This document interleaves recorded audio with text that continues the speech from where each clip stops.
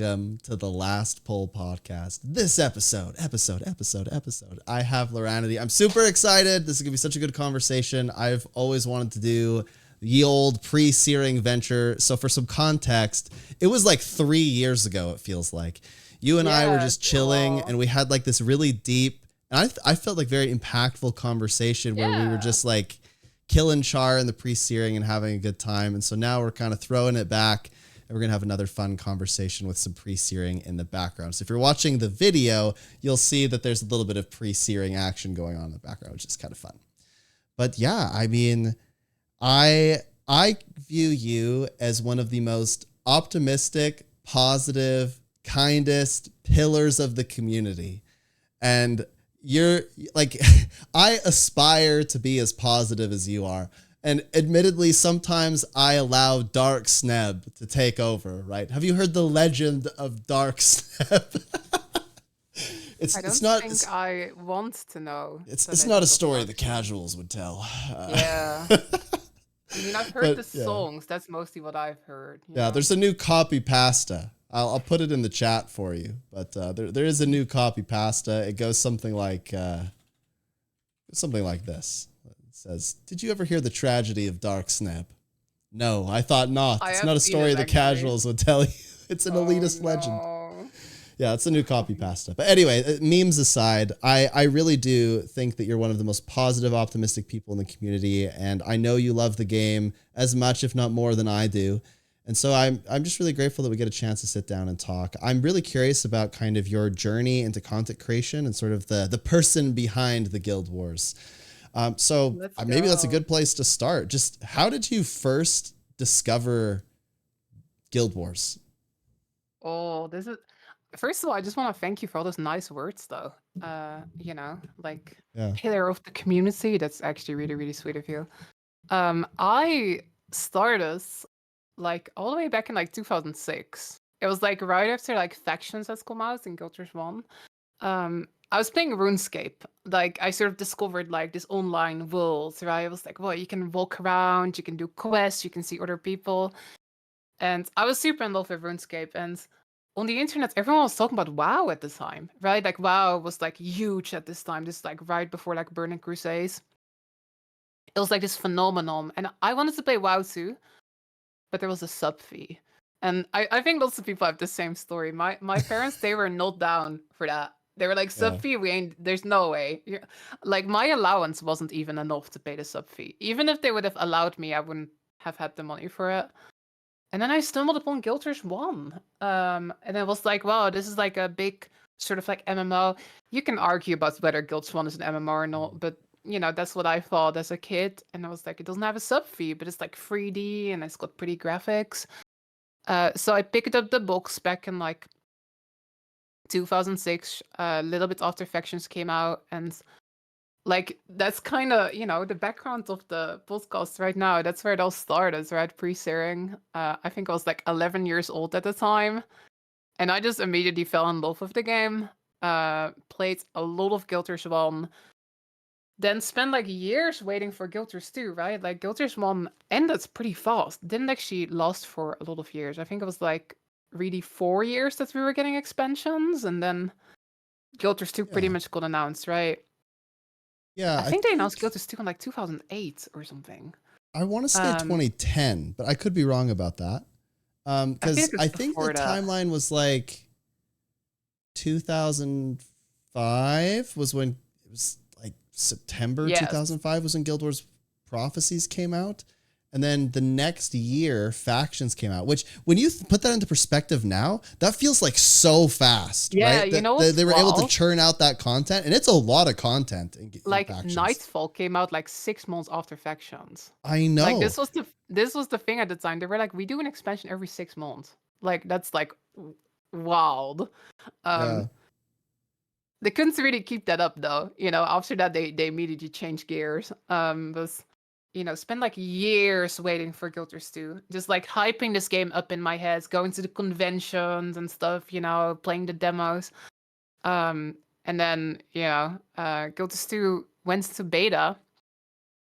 And that's when I thought to myself, like, I want to do a YouTube channel. Like, I already had a YouTube channel because I liked making videos as a kid. with very questionable, terrible videos on there. I think I was 17 when Guild Wars 2 was coming out, so I was like, I want to do a good YouTube channel. And that's where it started. I wanted to do Dutch videos because nobody was doing videos in Dutch. So I thought to myself, I'm gonna be like the Dutch wooden potatoes. Like I'm gonna do like all those kinds of videos in Dutch. Turns out Dutch people don't really want to watch videos in Dutch. They'll speak English, and like so this didn't really work out. Switched over to English. I spent like years just doing it as a hobby while I was in university. Just making random videos. And then one fateful day, I made a video called "A Music Guild Tries to Raid," and then that video actually got views, and I was like, "Whoa, this is cool! People are actually watching the stuff I make, right?" Like I spent years making videos nobody watched, and then I was like, "Oh, I gotta make part 2, and I gotta make part 3," and that's sort of where it all started. So, been doing content creation for a long time, but only been full time for like the past 4 years or so. But it's been cool, just I think you feel the same. Just I think I'm like a huge fan of this franchise, which obviously looking at your background you are too. So it's no, maybe pretty, a little bit. it's pretty cool like getting to like, sort of immerse yourself in that, right? Getting to go from like, hey, I play every once in a while to basically like doing content creation and suddenly getting to talk to all these cool people and like, getting to do a stream, getting to share that passion with people. I always tell this story of like when I was in high school, I once talked to like a friend about how excited I was about this game that was coming out called Guild Wars 2. And then this person told me, Lara, can you talk about something else than video games? Just like very dismissive. But now I get to talk about Guild Wars 2 the whole day, and people pay me to do it. It's wonderful. It's wild. Straight up, I'm the one who's laughing now. I get to talk about Guild Wars 2 the whole day. This is awesome. True. That makes me think about how, I don't know if you even know this. I don't know how many people know this, but I got into Guild Wars 1 probably 2 months after it came out. Oh. My friend, we were like 11, 12 at the time. And my friend was like, hey, there's this game my brother bought. And it's like RuneScape, but it has better graphics. I was like, no way. Yeah, same. It's like the same story. And I so think lots of people have that story. And it's funny because it's like totally across the world, but an exact same kind of scenario. So I'm at my friend's house. We've got the old monitor that has the bulky back, you know what I mean? And we're playing on the bubble screen monitor, and he logs in and I hear the music for the first time. And I sit there in kind of awe, right? As an 11, 12-year-old, I'm like, wow, right? This is very different. And I make a character on his brother's account, and we're playing around and in the pre-searing, and I just go, this is awesome. And then I begged my parents to let me buy it, and they did because it didn't have a subscription model, which was a huge deal at the time. Mm-hmm. And so I was able to buy the game, and it was, I just, from then on, I just always played. I took breaks every now and then. And then when I was about 16, do you remember the Call of Duty era on YouTube where so many people were doing Call of Duty commentaries? I got into that. And so I was like 16 and I saw this opportunity on YouTube and I just thought, oh, I want to do that too. So I bought like HD PVR and I was like recording Xbox gameplay and I was doing commentary over it and just playing the game. I was playing Modern Warfare 2 and Black Ops and all that and uploading commentary. And then one day I was like, I'm not even that good at Call of Duty and I don't really like it that much anymore. I'm just going to like make videos about Guild Wars. So I just made kind of random videos about Guild Wars 1. And then Guild Wars 2 was announced. So I started talking about Guild Wars 2. I started making videos where I was talking about Guild Wars 2. And I had like, I don't know, 1,500 subscribers at the time. And so I was talking about Guild Wars 2. And then suddenly all these people started watching my videos because they wanted to talk about Guild Wars 2 as well. And so there I was like 17 at the time, I was living with my parents, and they hated that I was doing that. They, really? Because yes. And it's funny because now my uncles and stuff, they're like, man, if your parents had let you just go and do whatever you wanted with that, you'd probably have had like a career on YouTube. Because this is what I was doing at the time as a 17-year-old. I had set alerts so that every news site possible would like wake me up in the middle of the night if there was something announced about Guild Wars 2. And so you could be like the first. So I could be like the first one to make a video about it. So I was waking up at 2 a.m. and I was like, hey guys, it's Sneb here. I want to talk to you about this Guild Wars 2 thing. I want to talk to you about the compass or the map or like, and I was just talking about like everything. And I remember one time at 3 a.m. my mom opened the door and she was like, you're done. And I got in trouble all the time. Though. I think we have a very similar backstory then. Yeah, we definitely do. I remember I went and started, and this is so funny as like a 16, 17-year-old, I didn't think about any of these things in like terms of marketing or networking or like any, and it wasn't like that. It's just, I really liked the game. I just wanted to talk about it. Right. So I started looking up other people that were also making Guild Wars 2 videos. And a lot of people don't know this, but I actually made a video with Bog Otter when Bog Otter had like 100 subscribers on YouTube. And I made a video or I tried to make a video with Wooden Potatoes. I found Wooden Potatoes when he had 160 subscribers. I was one of his first 500 subscribers and he was doing these extremely long Guild Wars 1 Let's Plays. And I sent him a message and I said, hey, like we need to make a video together. And he agreed and we like tried to work something out. But the problem was that our time zones were so different. So it was really challenging to meet up. So I don't think I ended up making a video with him. I also made a video with Matt Visual. That's a throwback probably, right? Honestly, but I made a video with Matt Visual and so many people. I didn't know you were doing content creation at all at the time. I think you were like a very tiny channel and I was also like a very tiny channel. Yeah, I was doing stuff and I was actually one of the biggest Guild Wars 2 channels for a while. But the thing is my parents hated it so much that I quit. No. They hated it so much that I eventually just couldn't keep doing it. And then I was gone for a few years because I was living overseas. I was a missionary in the Federated States of Micronesia, so I wasn't playing the game at all. So Guild Wars 2 came out. I played it for like 8 months and then I left for 2 years. I came back and I started playing, I think Heart of Thorns came out like around that time. And then I don't know, I kept playing. I went to university and I just played PvP for like 3 years and I never talked to anyone. I watched a few streams. There was one guy, oh man, was it like Shinryuku or something who streamed? Do you know who I'm talking about? Not at all. He's like streamed Guild Wars a PvP streamer. I don't know if he's a PvP streamer or not. I honestly can't even remember, but I used to watch him all the time. And then I encountered Teapot, but I was a hardcore lurker back then. I never said a word in chat. And so I just watched everybody. And then honestly, the streamer that I got into the most was probably Jaws. Oh. Yeah. Jaw was like it really into PvP. Like a while ago, right? That was a long time ago, right? Yeah. So I watched Jaw a lot. Like I used to watch him every day and he was constantly streaming ATs and he's streaming Hollow. And then I watched Angels a lot too because it's the same reason they're playing a lot of NG. I was really into the PvP stuff.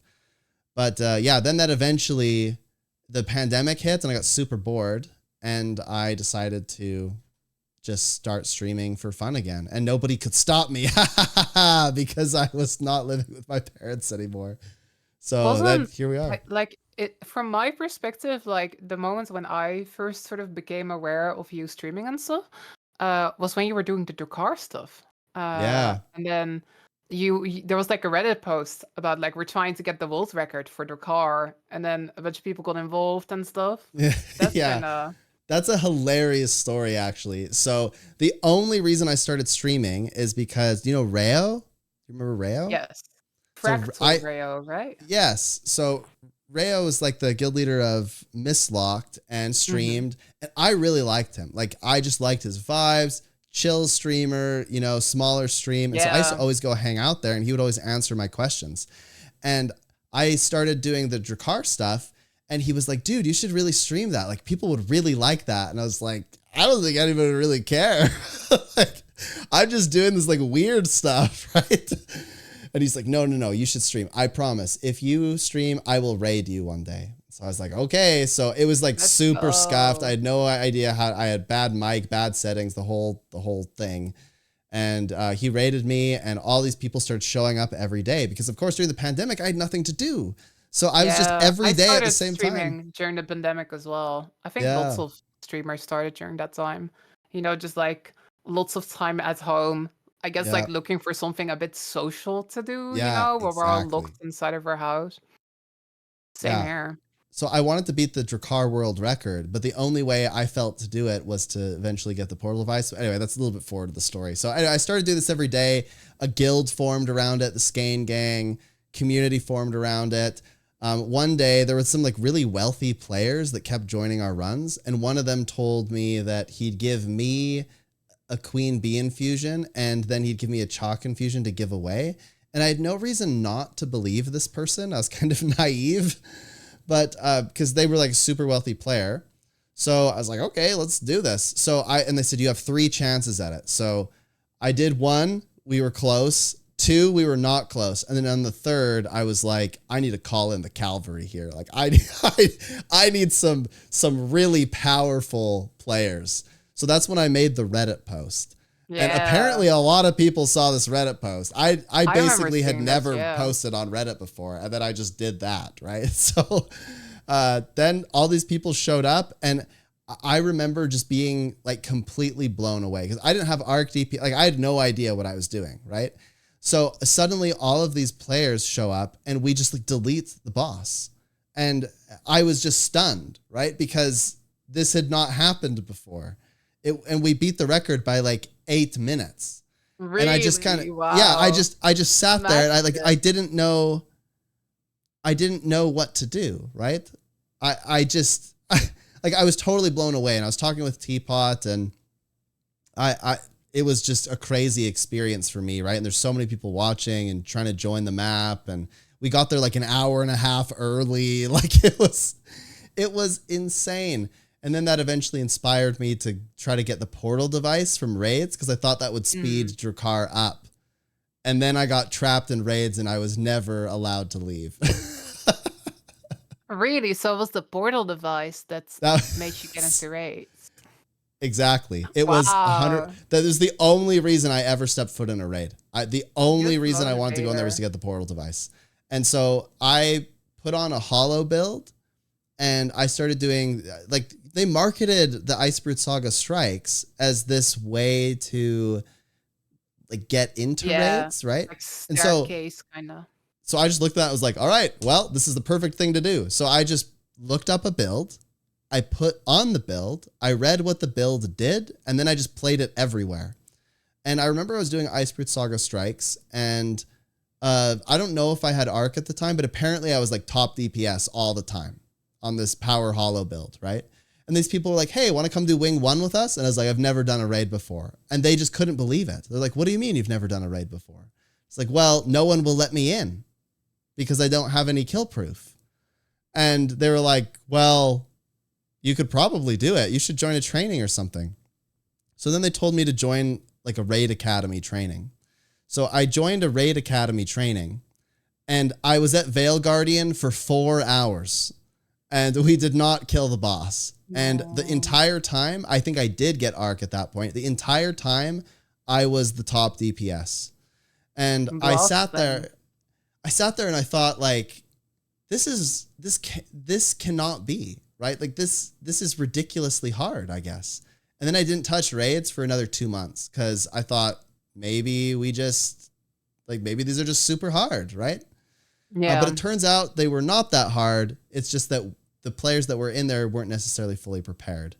And that can lead into a million different conversations. But yeah, that's how I ended up making the Skane gang. I could never find anybody who, like, I hated joining groups in the LFG and getting kicked, and I hated having to kick people, and I hated having inconsistent teams. And so I thought, well, I just want to like make a team. And then one team turned into 140 teams, and here we are. I was like scared of raids for a long time.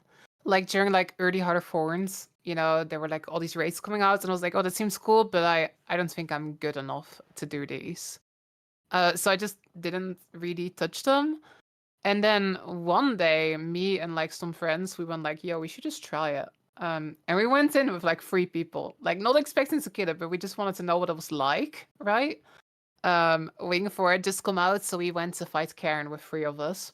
We actually fought Reflex were really good, so we were bringing Reflex like crazy. Not what you want to do on Karen, but then we just kept inviting more and more people, and we were like, "Hey, this person in guild chat, do you want to join?" And we just got people in there, and that's really where I went from. Kind of similar in a way, just kind of ended up really sort of accidentally making a raid static and then going from there. But that was very fun because we were like all new to it. So it wasn't like a training scenario where like there was like a pro teaching us. It was more like all of us were new to it and we were all learning together and we were all like, oh, we should try to get builds, and that's the way we sort of rolled into it. And that was fun. Honestly, like when I got into raids, that was like a big deal. That was like I got because I got like really into them, right? I was like, oh, I killed this boss, now I want to kill all of them. And I do think that's the moment where like I started enjoying guilds 2 like a lot more. And I was already enjoying it a lot, but just raids are kind of cool, turns out. There's something about I used to play Guild Wars 2 alone, essentially, right? Like I used to play core NG with grenades, full power berserker, and I used to press 1 a lot. And I would just kill everything in my path, and I would do meta events and do achievements and do the story, and then I'd play PvP. But I never really made any friends. I never really joined a guild. I never really like engaged in any way. I just played alone. And there were lots of people around me, and I would like talk in map chat and stuff, but I just always had this like kind of at arm's length attitude about it. Yeah. And then only during the pandemic when I really craved socialization was when I really started to engage, and it really changed my experience. And I think that's why raiding kind of does that to a lot of people, because suddenly you're forced to engage and talk to other people and problem solve. It's like being locked in a puzzle room with a bunch of other people. Eventually you have to talk or you're not getting out. Exactly. It's a good way to make friends for sure. Still, like most of the people that I play video games with are from that like initial raid group that I played with. It's like I think like guilds are really good at making friends, but it's still kind of hard because you still gotta like engage, you still gotta join the Discord, gotta join the voice calls, you gotta talk in guild chat a lot. But I think, overcoming challenges together is another great sort of bonding experience. But yeah, I was the same. The first like couple weeks I played together with like real life friends. Then they all quit. So then I was effectively playing by myself. And I only really sort of got like super engaged once I made like one friend. Like once I made one friend in the game, I was like, that's really pulled me in, right? And then I was meeting friends of her friends and like friends of those friends, and that's really when I got a lot more engaged with the game. I think a lot of people play kind of solo, and I was there, right? I totally sort of get it, but for me personally, the game got a lot more fun once I had like some people to play together with. Yeah, I had a sort of a debate in the YouTube comments recently where I think I was on Teatime or something, and I said I play this game to be social at this point, and this sounds so harsh when I say it, the dark sneb rising or something, but oh no. The thing is, if somebody wants to play completely solo, essentially, and they like don't want to engage with me, they don't want to talk to me, but I'm commanding a meta event where I'm trying to organize everybody, I kind of don't want to play with somebody who doesn't want to talk to me, right? I've kind of come to this place where, to me, the fun is in meeting new people and socializing and trying to do these like big tasks together. And I actually think that this comes up a lot in the game in general as a point of conflict where people are like, well, I want to complete this achievement, but it's kind of forcing me to be social with these people, and I don't want to do that. And then the people that want to be social to do it are kind of forced to play with people who don't want to be social. And this is just incongruent, right? People do not want this matchup to exist because they have totally different goals for the game. Yeah. Definitely a difficult one, I think, because I kind of get people wanting to play solo, right? It's like you're existing in this world, but I think a lot of people they go to their jobs and then they get home and they just don't want to deal with people at all. But they still like the idea of like, this MMO progression effectively, leveling up your character, seeing other people run around. But I'm the same as you. For me, it's really about like making connections with people. That's because like I like the raids, I like farming legendaries, I like all the content in this game. But if Guild of Steel was a single player game, I would not be playing it, I think. Even though again there's a lot of stuff I like, but for me really that's group experience is the thing that keeps me coming back. If it was like the exact same game but it would just be me, I don't think I would be nearly as engaged with the game. Mm-hmm. Personally, there's been kind of some interesting moments where I've realized how much I've shifted in the way that I engage with the game. I actually went to the Guild Wars 2 5th anniversary party. And my wife and I had just gotten married and we were on our honeymoon in Seattle. And I remember I went on the forums and it was Gail Gray at the time. She had posted that, if you wanted access to like post and like explain. And so I sent a message saying that, hey, it was our honeymoon and I'd love the tickets to go to the party. And they gave me like priority access to the party. Wow. So I went to this party, but here's the thing. I didn't have any friends. I didn't know anyone. And so I remember my wife and I sat at a table and just kind of ate snacks and like listened to the presentations the whole time.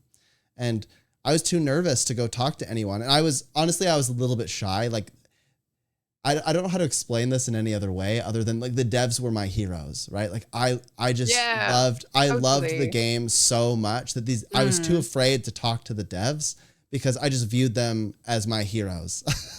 And I thought they were so cool.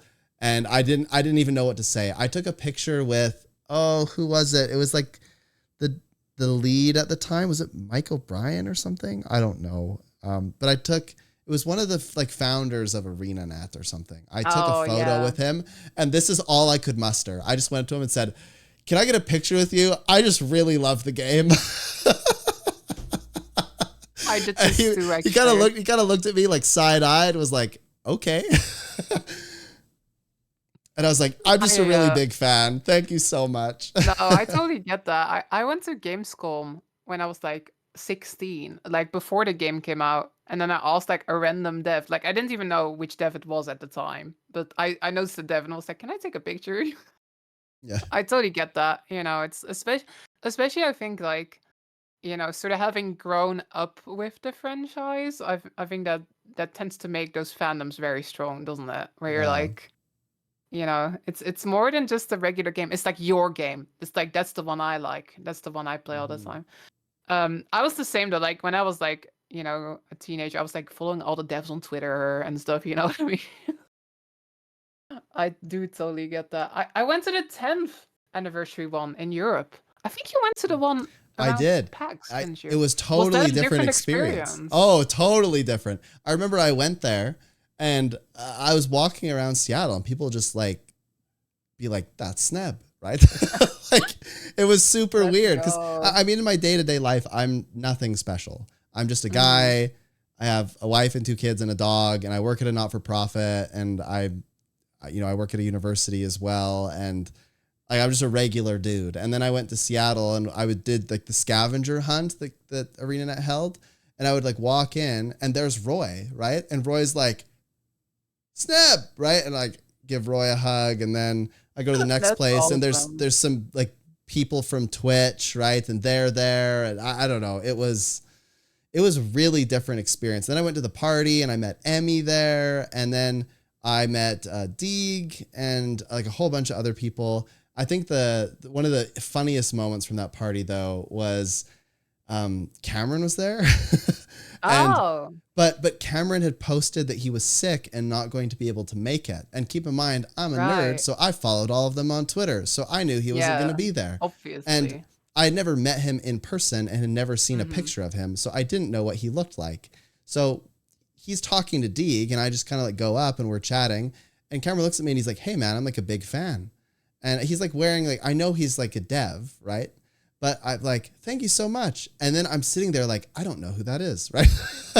and then it gets kind of awkward, and no. Deeg kind of looks at me and as if like I should know that that's him.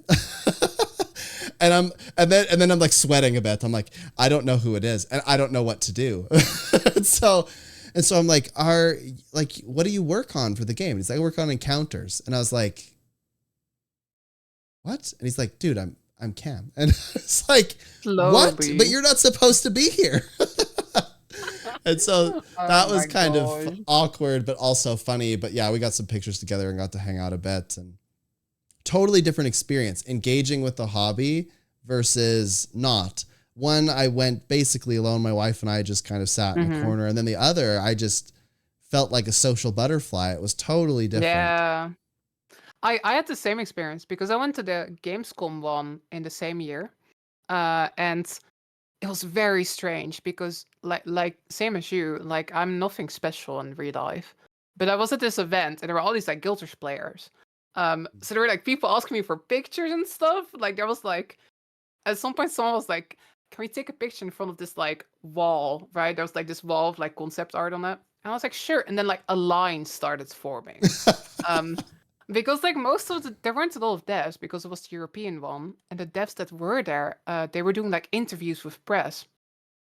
So there were basically like no devs around at all. So I guess a lot of people went like, "Oh, guess Loranity is the second best thing. I'll get a picture with her." No, but it was really cool. Everyone was really nice. I got to feel super special that day. And it's fun like because the whole Guild Wars 2 community is like pretty huge, right? There's loads and loads of people who care about these games. It's kind of cool getting to be so engaged, like that's part of the enjoyable thing about being a content creator, right? You get to talk to other people who really care, get to talk to the devs and stuff, get to put content out there. It's very fun.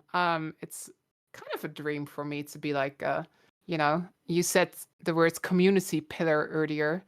Thank you for saying that. I Nice stand by pat on it. the back. Because being a quote unquote community pillar is really fun. It's just fun to like get to engage with people and talk to everyone and talk to the devs and like, yeah, it's cool. And I Yeah, get to be in a podcast like this. So I mean, I never, to me, this is just like the most fun hobby, right? Meeting people from all over the world with all different perspectives. I actually think that that's one of the most beautiful parts of gaming, is being exposed to people with all different kinds of ideas and cultures and whatever. But you get to just be united in something simple, like playing a game, solving a puzzle, being engrossed in the lore and the culture of the game. And like an example is Teapot and I are very different people, right? We have very different backgrounds and come from very different places. We have very similar mentalities perhaps, and we enjoy the game in somewhat similar ways, but we're totally united by this love for the game. exactly, yeah. And like that's how we became friends. And I'd argue that's how we became friends and how I became friends with many of the people in the chat and in the game. And it's just a really, I view it as like almost sacred, like special, right? It is special. I almost try to protect this from like a lot of people. I didn't tell anyone in real life about this for like years because I didn't think that they would understand. And I didn't want it to be something people made fun of because I don't want people to make fun of it because it's so special to me, right? Like it's just something that I want to preserve and keep. And so eventually I did start telling people, and frankly, a lot of like older people don't really understand. They're like, what the heck are you doing, man? But it's funny when I tell my students think it's like the coolest thing ever. It's pretty fun. But yeah, it's like it's kind of cool, isn't it? Just you got all these people from like lots of different countries over the world, like super far away from each other. But it's very much like a tightly knit community regardless, right? Mhm. I always like to imagine like if you have like a football stadium and you fill them with like the Guild Wars community or something. I really wish we would have like a con or something. You know, like how for WoW they have like BlizzCon, Yeah. Final Fantasy they've got like FanFest. I wish there was like a guild con, just like, you know, getting all these, because we're all like the Guild Wars community. And we all like to hang out with each other, and we all just have this thing that connects us. So, you know, all these events, like when you get to go to the anniversary parties and stuff, those are so fun. Just getting to see that same community in the flesh, sort of. All Yeah, skills I fun. I often wonder, I mean, it's kind of like they do it. It's just really low key, right? They just kind of have like a Yeah. little get together every year Mm-hmm. around PAX. And that's still pretty cool. Like if I can swing it, I don't know if I can yet. I'm thinking about going. I might, I don't know if I can though. I'll go again in the future, but I don't know if I can go this year or not. I always want to go, but it's just difficult, right? Because this Yeah. year the game comes out on the 20th, and then I start my PhD on like the 3rd of September. Oh, So I tiny little basically, window. yeah. So basically, I kind of just want to like game really hard for 1 week, and then start a new journey, right? So man, but I always want to go because you become, I don't know, I just feel so much a part of something when I go to those Yeah, kind of cons, I right? agree. You feel like you're a part of Mm. something much bigger than yourself, and that's really exciting. It's like I think that's the sort of the beauty about MMOs in general, right? It's like it's this community of people, and we all have one thing that we have in common that we sort of share. Hmm. So I'm gonna kind of switch gears a little bit here. I'm curious what you think about how Soto went and what you're looking forward to about Janthir Wilds. Elementalist spear. Spears. No, there's a lot more I am excited about. But yeah, just I'm ridiculously excited. I've got a massive bear plushie just here permanently, like because I'm excited about the bears. You know, that's just the reason this bear is here. But I know, to me, um, you know, Secrets of the Obscure, they switched to this new format, right? Doing yearly expansions. And I'm pretty positive about the game in general, but that's not to say I don't have feedback and criticism. I think some things went really well with Secrets of the Obscure. I also think that some things didn't go as well. I think the main piece of criticism I have is that I feel that the patches, everybody said this a million times, right? But the patches felt like they were significantly lower quality than the base Soto game. And I there's a couple of these things. Like for example, the fractal CM. The fractal CM is in a pretty bad state right now. But then Yep. again, there's also stuff that I did like a lot about Soto. I really liked Sarah's legendary mode. That was like a true highlight for me. I actually like a lot of the new weapons that they have been adding. So to me, Soto was like, as a first one, I'm pretty happy. It wasn't perfect, and there's definitely things that I think they could improve upon. But for their sort of first swing at, hey, we're doing a yearly expansion, I'm generally pretty satisfied. It's not my favorite expansion, but I'd rate it a solid like probably like a 7 out of 10, Yeah. something like that. Um, I I'd rank it below Janthir Wilds, even though Janthir Wilds hasn't come out yet. yeah, I So mean, same. I am not a fan of Soto at all. But you know the funny part about that is I think I'm mostly not a fan of it because most of my friends quit because of Soto. I Yeah, think if they had kept dragging along, even if they didn't like it, I'd probably like it just fine. Because I do I think that totally get Saris that. was really Yeah, good, but oh man, it brutalized my community specifically because yeah. there was one moment. There was one key moment in Soto that just destroyed people mentally, and it was Dagda CM. When they released Dagda, all these people had kind of taken a break and they're like, oh yeah, the content comes out now. We're all coming back to the game. So like my Discord was like full on the day that Dag to CM came out. And I had all these friends that were playing Final Fantasy and they came back just so they could do that encounter. And they went in having never done the normal mode. And they killed it in one shot. And they immediately logged out and went back to Final Fantasy. And like that just destroyed them entirely. And I think the big they issue never there is, recovered. like, I think the big issue there is that people don't know beforehand how difficult a fight is going to be in Guild Wars 2. Like, there are Yeah. some strike CMs that are, like, effectively, like, ultimates, right? Like Sarah's, Harvest Temple CM. But then there's also ones that are very simple, you know, like Sunlight Junkyard, like Dagda. And beforehand, we don't know which one it's going to be. So you've got Yeah. sort of the... I feel like no matter what they do, half the community is not happy. Like the people that want a really hard fight, they're all sitting there, it's gonna be a hard fight, and then they'll get disappointed. But there's also people who are like, oh, I want kind of an easy, medium fight, and then they get Sarah's, and then they're also not happy. So I think like what they really need to nail is they need to label these fights properly. And I guess sort of going into Janthir, I do think that a lot of these lessons, it feels like they have learned them. Not to say that they're gonna like do everything perfectly in Janthir Wilds. That's definitely not gonna happen. There's definitely gonna be things that we're not happy with. But for example, the fact that Janthir Wilds is getting these very clearly labeled like open world mode, normal mode, challenge mode, legendary modes for the raids, right? I think that's gonna make a huge difference there. But just I guess like that conversation in general, to me, it feels like they did listen to a lot of feedback people had on Secrets of the Obscure. And to me, it feels like they themselves also kind of know the stuff that in Soto didn't hit super perfectly. And so far, I am very hopeful that Janthir Wilds will be sort of a more refined swing at the concept of a yearly expansion. But of course, we'll just have to go and wait and see. Gotta say, though, those spears look pretty awesome to me. They do. They look a lot more refined than the Soda weapons did. Like, there's so many like fancy new animations, and to me, it feels significantly higher quality than the Soda weapons. Mm-hmm.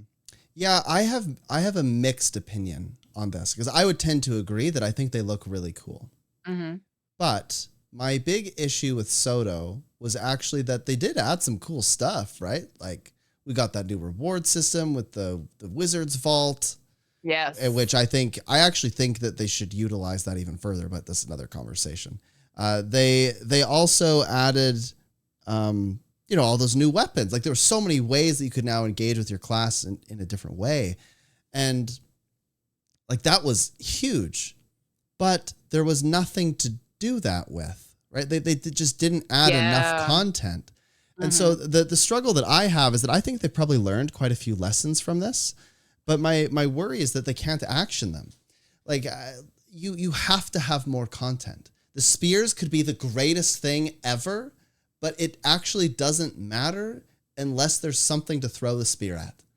Like you could in a little box put the most amazing treasure ever, but if you can't really utilize it in any way, does it really matter? And that's where I keep getting stuck with Guild Wars 2 is I think there's always this like insane potential. If they added a whole bunch of new content and I'm not just saying raids and I'm not just saying for endgame players either. I'm just talking anything to do, right? A good meta event, a dungeon, a fractal, a strike, a raid. It doesn't matter what it is per se, but they just need something for you to fully utilize this with. And Soto didn't do that for me. I didn't think any of the metas were very good. And as a result, I didn't feel like I could utilize the tools that they gave me to the fullest extent. So my concern going into Janthir Wilds is, okay, you've given us these really cool animations. I actually really love the animations on the spear. If you do that, please let me use them. Like make it important to use them. Make it so that I want to go and, have some fun with my friends and do these more... I don't even want to use the word difficult anymore. More collaborative meta events, because the meta events in Soto were just so painfully solo that I didn't feel like I got that opportunity to really engage with the community. I want people to say, hey, there's 3 worm heads. We need 3 commanders. This is what we're doing. We need a kill at this time.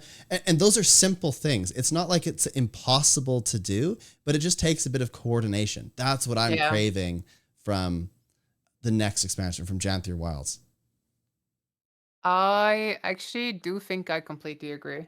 To me, Soto felt like they did a lot of cool quality of life stuff. They did a lot of cool system stuff. They did a lot of cool weapon stuff.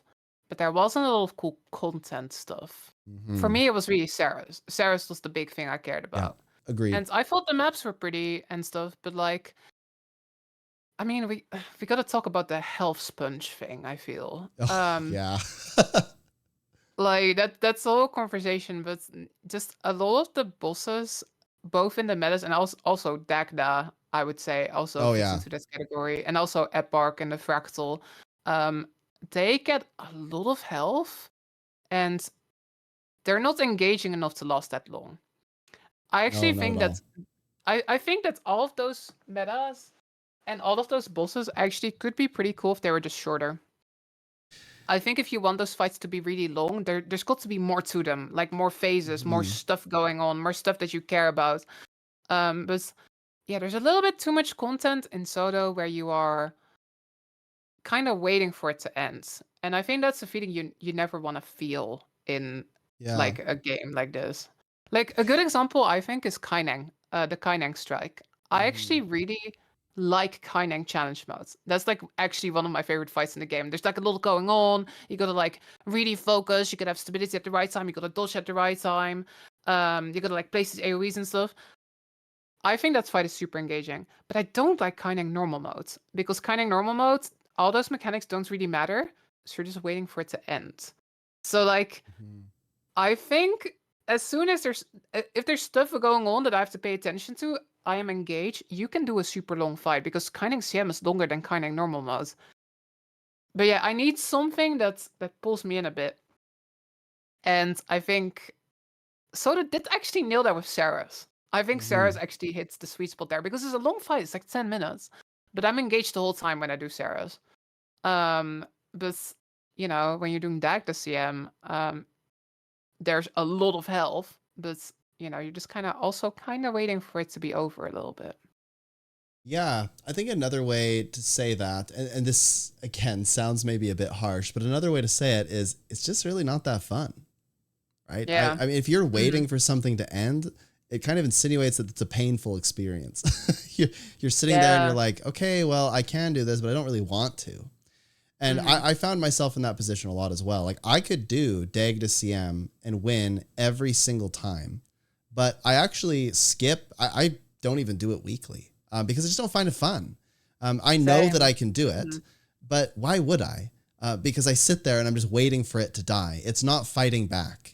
Saris is fighting back. And even though I've already completed Saris multiple times now, I'll join a group because I do find it just kind of fun to test my ability and skill. And and it's not just difficulty because like, I would say Dagda CM is pretty similar difficulty-wise to Averblade CM. Maybe Dagda could even be a little bit harder because it's got a tighter DPS check, technically. But I like Averblade CM a lot more because there's a lot going on in Averblade CM. You're like, oh, you gotta jump these waves that are going on. You gotta like make sure you keep these reflex up. Oh, now we gotta split up. Now we gotta get into these green circles. I'm really engaged that whole fight. It's one of my favorites, and I run it every single week. But Dagda CM, I run like once a month or something. Yeah. I actually, here's the thing.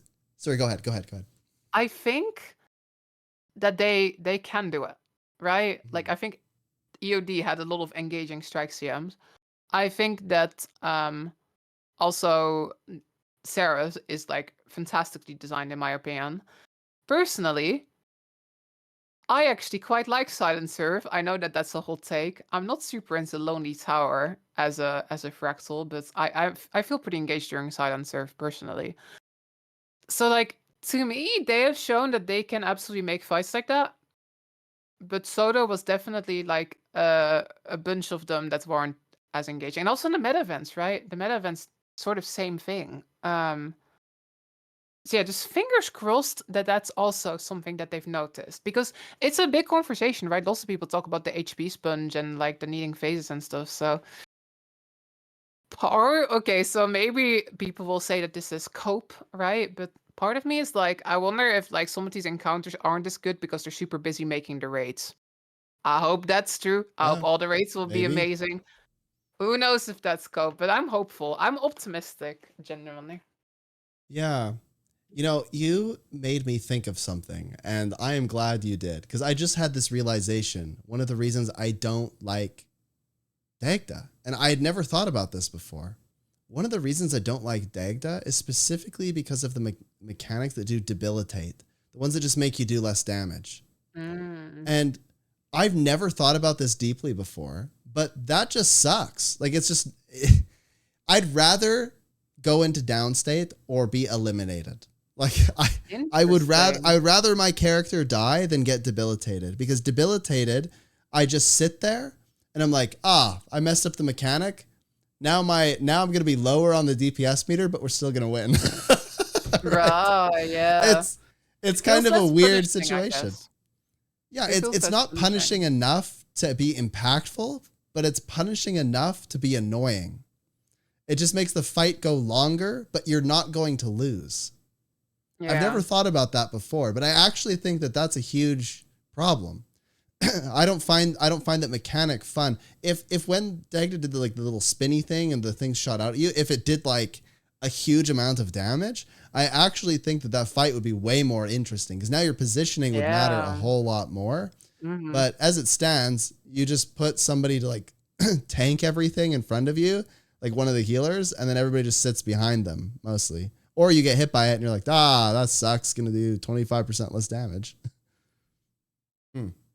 It's interesting because it does feel pretty clear when you try a fight. To me, it feels like immediately clear whether I like it or not.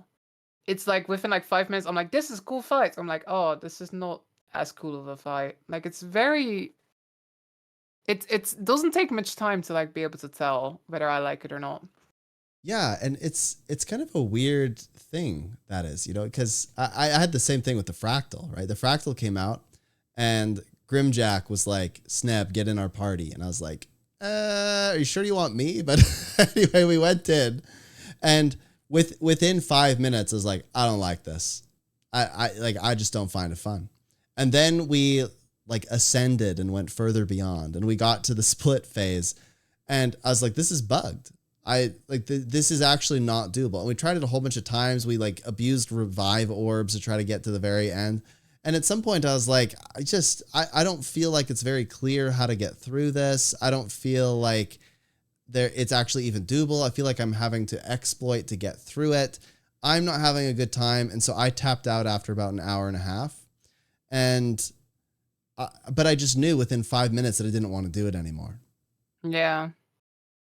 It's interesting. I'm curious if like somehow, you could sort of figure out like what exactly is the thing that makes one fight a good fight and another fight not a good fight. The thing with me in Lowly Tower is it actually kind of starts to grow on me in normal modes. I was kind of having a good time like coming up with strategies and stuff, right? Like you have like some with super speed running around, and like I like that every attack is like dodgeable. So it feels a bit like Dark Souls, where like every animation and then you dodge them. So it wasn't my favorite, but I was kind of like, oh, I'm kind of getting it. I'm kind of having a good time. But the CM right now, I think, is just straight up not doable. You have Unless to exploit. there's people doing exploits to do it. I think that's rough because I don't want to exploit. I want to like have that sort of frog experience where I then beat it and then I feel really good and it's really satisfying. But yeah, I've just been waiting. I'm really hoping that on Tuesday the CM will get like majorly tweaked. I think it's not even that hard for them. So like they just gotta give stuff less health. A lot of these ads need to have less health. Yeah, I'd I think cut it's pretty a lot fine of health. then. Yeah. I'm trying to think about what do I think makes for a good fight, and I think for me, it's that my impact or my expression of skill matters, and a good example is Dagda. I don't think it really matters. I think as long Right. as I just press buttons in a certain order, it dies. And then when it comes to the fractal, because it's kind of bugged and stuff, and there's a lot, I think there's a lot of RNG there. Like where which orbs go out, which orbs are absorbed, the timing of it. Like I found that the fact that we would GG, if I forget which orbs are taken, but whatever, The envy with the ones, one yeah. orb, yeah, when those are taken, the fact that we would GG anytime that happened, I just went, this is not an expression of how good of a player I am, or like how this has nothing to do with me. And I'm just Dying to allowing the RNG game feels to bad. experience it for me. I love mechanics like on Sabafa, like the cannons, right? Like when you kind of can get good at that, and you can kind of kite it, you can sort of carry it. I love mechanics like that. But like he gets one person in the party and they can just carry the whole mechanic. Love stuff like that. But yeah, I do think that's a lot of like tiny tweaks could make a lot of these fights a lot better, to be honest. You know what? I think they just generally, I think they need to test more. The fact that like this CM, the fractal CM came into the game is basically not doable in the regular way. I think they need like, I don't know, maybe some more internal testing teams or something, or like maybe even player testing teams. I feel like they gotta do more Well, testing before releasing stuff. yeah, the thing that I'm most frustrated with is, and this is just maybe an optics thing, but we found this out in like 5 minutes, right? Yeah. And so I don't understand how games are tested and how, going from internal to external really works. And so I don't want to be too judgmental about that. But as a player who is kind of ignorant to that process, when I go in and I discover an exploit within 5 minutes, I look at that and I go, oh boy, like how did they not find that? and so I think optically that looks very, very bad. And so I think that if they had an external testing team, maybe that would be better, but it feels weird knowing that this could have gone through a testing process and nobody caught these things that are seemingly like big problems. But I don't want to be too judgmental. Honestly, I don't know. I think maybe they just knew. I think maybe they were just aware, but I think one of the things that's going on is, they're making this transition to this like yearly expansion formats, right? I think they're just also stretched thin a lot, right? They're developing these patches with like stuff like the fractal in there, but at the same time they're also working on the next expansion, right? They're working on like this raid that's coming out. I feel like maybe sometimes they're biting off maybe a bit more than they can chew, and that's it, because it's not an easy thing to fix, right? It's not just a matter of like, hey, hire more devs, because I imagine that's, making a Guild Wars 2 fractal is a very specialized skill set, right? You gotta probably train people up to be able to like properly do that. So it's just, yeah, I know. I that is one of those things though that I personally, again, I'm an optimist. I do think that's one of those things that as they get into this expansion cycle, as they get in the rhythm of things, I think they can get better at. This is their first sort of like try at doing this cycle. I think the idea sounds, but yeah, I'm just hoping that over time they'll sort of like, the processes get smoother and like they start to be like, oh, we gotta like dedicate a bit more resources to the patches, and we gotta dedicate a bit less resources to this, and like just shift it around a bit.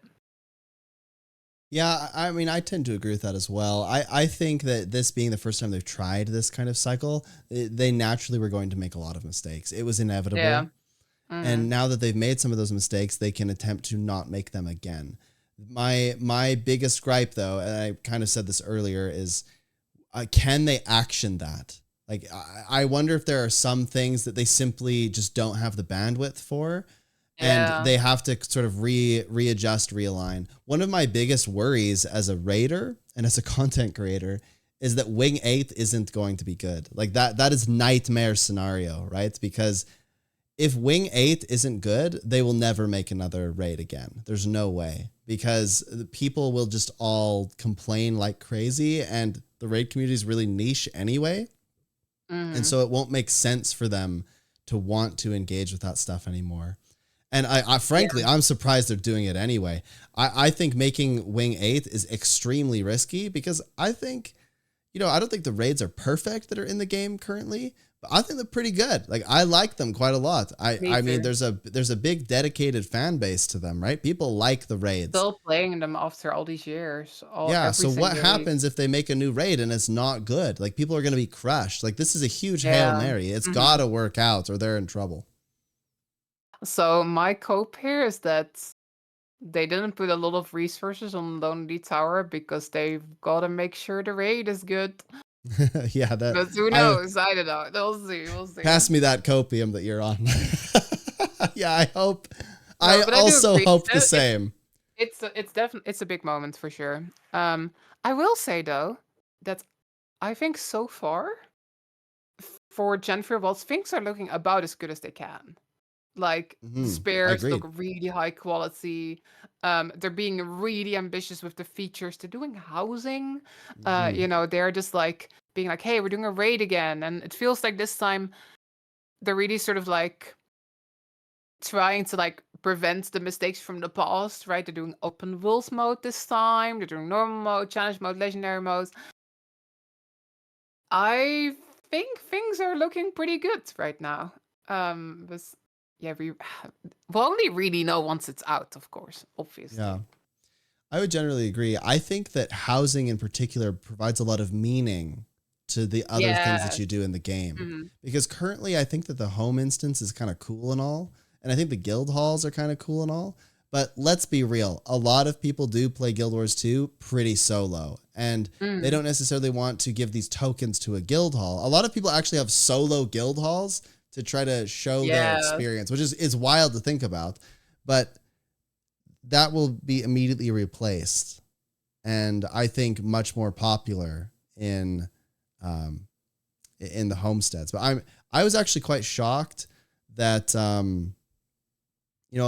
I heard somewhere that like scribing may or may not be involved. I don't know how much we know yet, but I'm concerned that scribing, I thought they might go scribing 500. That would make the most sense to me. I don't remember if they've actually talked about that or not, but they said it's going to be a new crafting profession. Really? They said okay. Yeah. That's weird to me. I thought they would have just like taken scribing and just like done it more. I mean, scribing is expensive though. I like to believe don't you think homesteads would be really expensive? I think it's a huge gold sink. More balanced around the single player, It's just balanced around the whole guild, like getting those decorations. True. I think they want us to engage with the system, They want us to care. Yeah, I mean, I'll go hard at the homestead. I think that's just kind of a fun goal because one of the things I talk about all the time is how I feel like I'm running out of in-game goals. And, that gives me something to work toward. I think that's kind of fun. And so I never cared about like home instance nodes. It was like, I don't care about that stuff. Like, I never go there, but now I care. And now suddenly I might care about like, new decoration type, if that's a thing. It adds this whole like dimension to like goals, right? And it's one of those things that I think lots of people will care about. And I think that's generally really smart about Janthir Wilds. It sort of appeals to a wide player base, right? It's sort of, well, I mean, let's hope the raid is good, but it sort of appeals to like that's audience that wants like instance content. But it also like, should appeal to the people that just want to like have a cozy time decorating their home with a cute bear who lives there, Yeah. I think it will be kind of fun. I think we'll see. I think there's a lot of my fear though is there's quite a lot of feature bloat across the game if you think about it. For example, skiffs. Haven't seen skiffs since EOD. Right? Like it's just kind of weird, right? And then I guess there's some skins that come out. There's that boat that came out, but I almost never see anyone on a skiff anymore. Fishing. Kind of didn't do a lot with fishing, right? And there's just some pseudo fish you can go and catch. It's a few, right? Yeah. I guess where I'm going with this is at some point there's a lot of stuff to keep up with. There's a lot, right? And so I'm hopeful that that homesteads will be something that they can continually build and expand on. That will be worthwhile for their development efforts, because to me, like, does adding more fish do anything? Right? I don't For know if some it really people, does. they'll like. There's some people who are like super into fishing, and then they're excited that there's new fish to go for. I know some people in my community are like, "Oh, there's new fish. I gotta get them all." I think so. Yeah, and I think that's good, but I don't think it does anything for ArenaNet. That's the problem. Like once the feature's Mm. in there, like they can't be like, oh, and 100 new fish, 150 new fish, gotta catch them all. Like they can't really do that as like the new feature for the new expansion. So at some point, Yeah. they're constantly chasing, just trying to like keep up with all of these things that they add into the game, like the Jade Bot. I actually thought the Jade Bot was really cool. I thought it was a really good idea, because what I thought was going to happen is those cores, I thought they were going to really expand upon those cores, and suddenly you'd have a core that provided not vitality, but precision, not and power. And you see where I was going with that? I thought that Yeah. that's what was going to happen. And I also thought that the Jadebot cores could have been like what relics are, but instead they added relics. So this Jadebot thing is just kind of irrelevant now. They added all this UI for it and whatever, but now like it's never going to be touched again. And that's weird to me. I don't quite understand why they keep making all of these things that are now just in the game, kind of there. Because now when I go to a player, I have to explain, all right, well, if you want to be truly optimized, you need to go get the Jadebot core, and you need to go get the relic. And I'd actually rather it just be simpler rather than more complicated. Yeah. I think that's in a way it's kind of an issue of like the expansion model, I think. Because Guild Wars 2 doesn't do linear expansions, right? Like a lot of MMOs, they do like, you have this expansion, then you have that one, and then you have that one. If you buy the current one, you get all the old ones. But Guild Wars 2 it's called like this collection, right? You can pick which ones you want. You can get Sodo, but not have EOD. So they can't really make the skiff a mandatory thing in Sodo. They can't really be like, hey, it's all about the Jade Ball again in Sodo, because lots of players won't have the Jade Balls.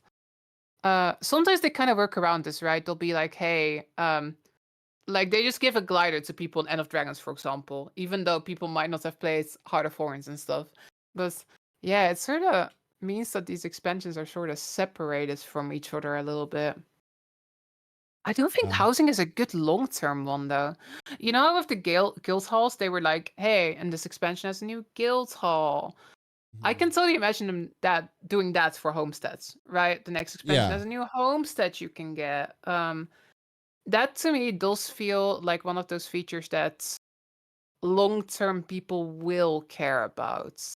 I mean, of course, like Arena has to keep supporting it, right? They gotta keep adding that stuff. But I think, for example, mounts is a good example of that too, right? People are still buying mount skins. Mounts are still a big deal. Like they're doing the whole Warclaw thing in Janthir Wilds. Yeah, I actually think that is something to really pinpoint. I think what they're doing there is very intelligent. And this is, I think I need to expand upon what I mean. I think it's very good to have these sort of unique features in each of the expansions. But what I'm concerned with is like, there's just so many things. And I think MMOs being complex, it just comes with the territory. But at the same time, there comes a point where you're just adding things for the sake of adding them, and they start to add little value, and they're very difficult to upkeep over time.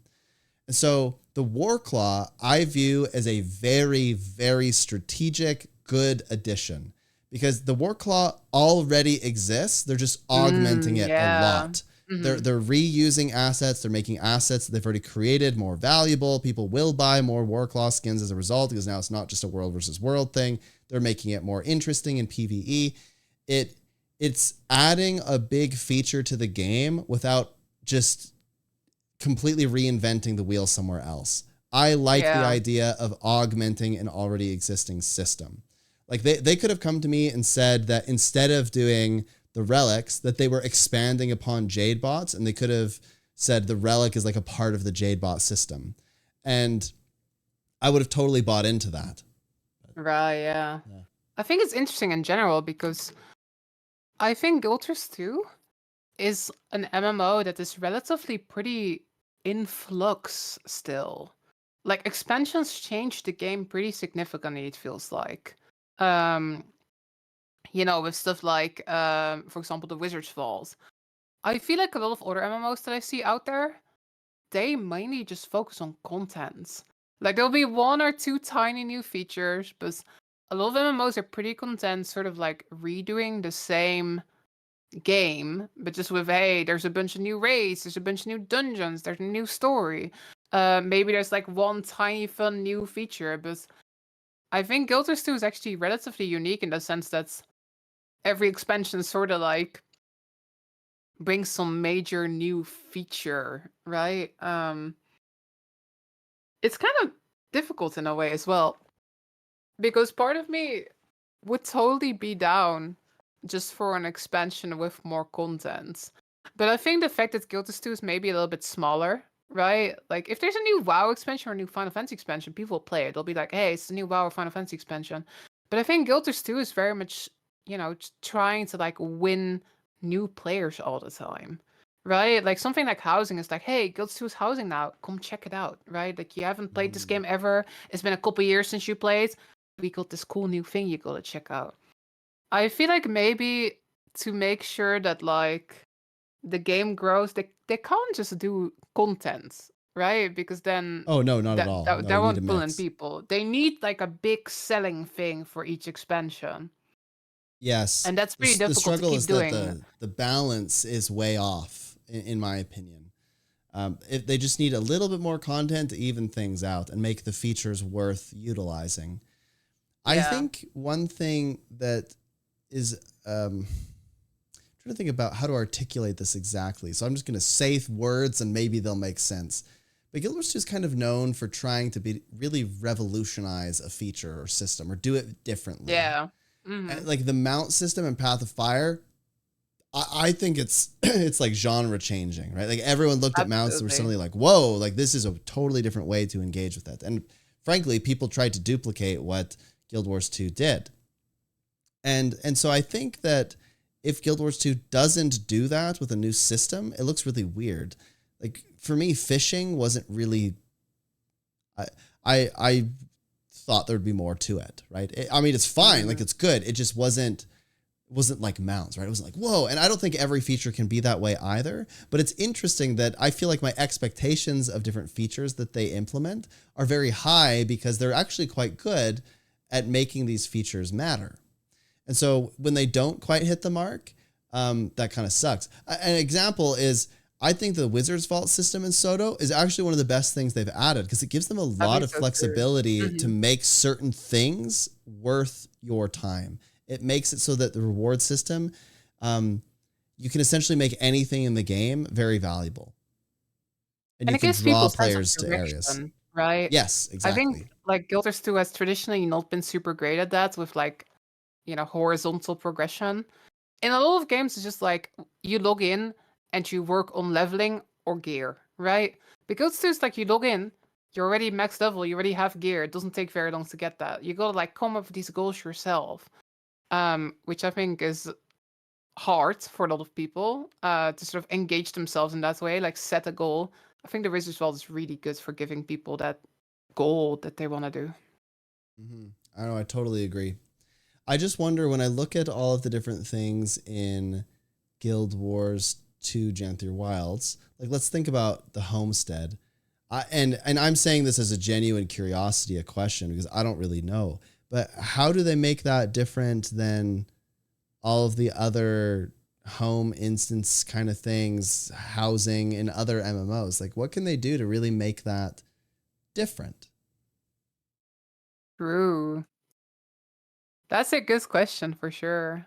Because Like if you're what is marketing this, and you say, hey, you're playing Final Fantasy right now, and you have a house that you really enjoy in Final Fantasy. And again, I don't really know exactly how that works in Final Fantasy, but let's say somebody does have a house like that. And you say, come try Guild Wars 2, we have housing. I don't feel like that's enough because they already have housing in their game. So what is different about the housing in Guild Wars 2? And I suppose we'll find out eventually. Yeah. But that's going to be very important because these things already exist in other MMOs, just like mounts already existed. So if Guild Wars 2 had just said, now you have cats that you can ride, then I don't think people would care quite as much as what we have now, right?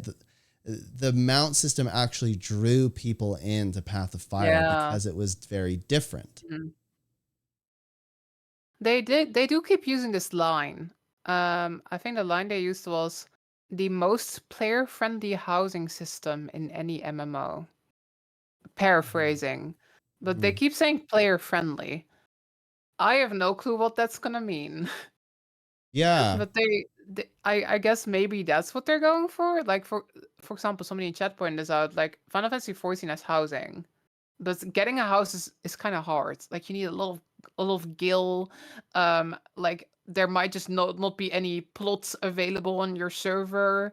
If you don't log in for a while, your house will get demolished. There's a lot of limitations to like how you can place the furniture. People are like super good in at glitching their furniture so they can place it in a certain way. I think maybe that's what they're going for. Just like trying to make it very player friendly. Like it's easy to get a house. It's not super expensive. You don't have to do weird glitches or something to do nice decorations. But at the same time, that's not as exciting as like the mount system, is it?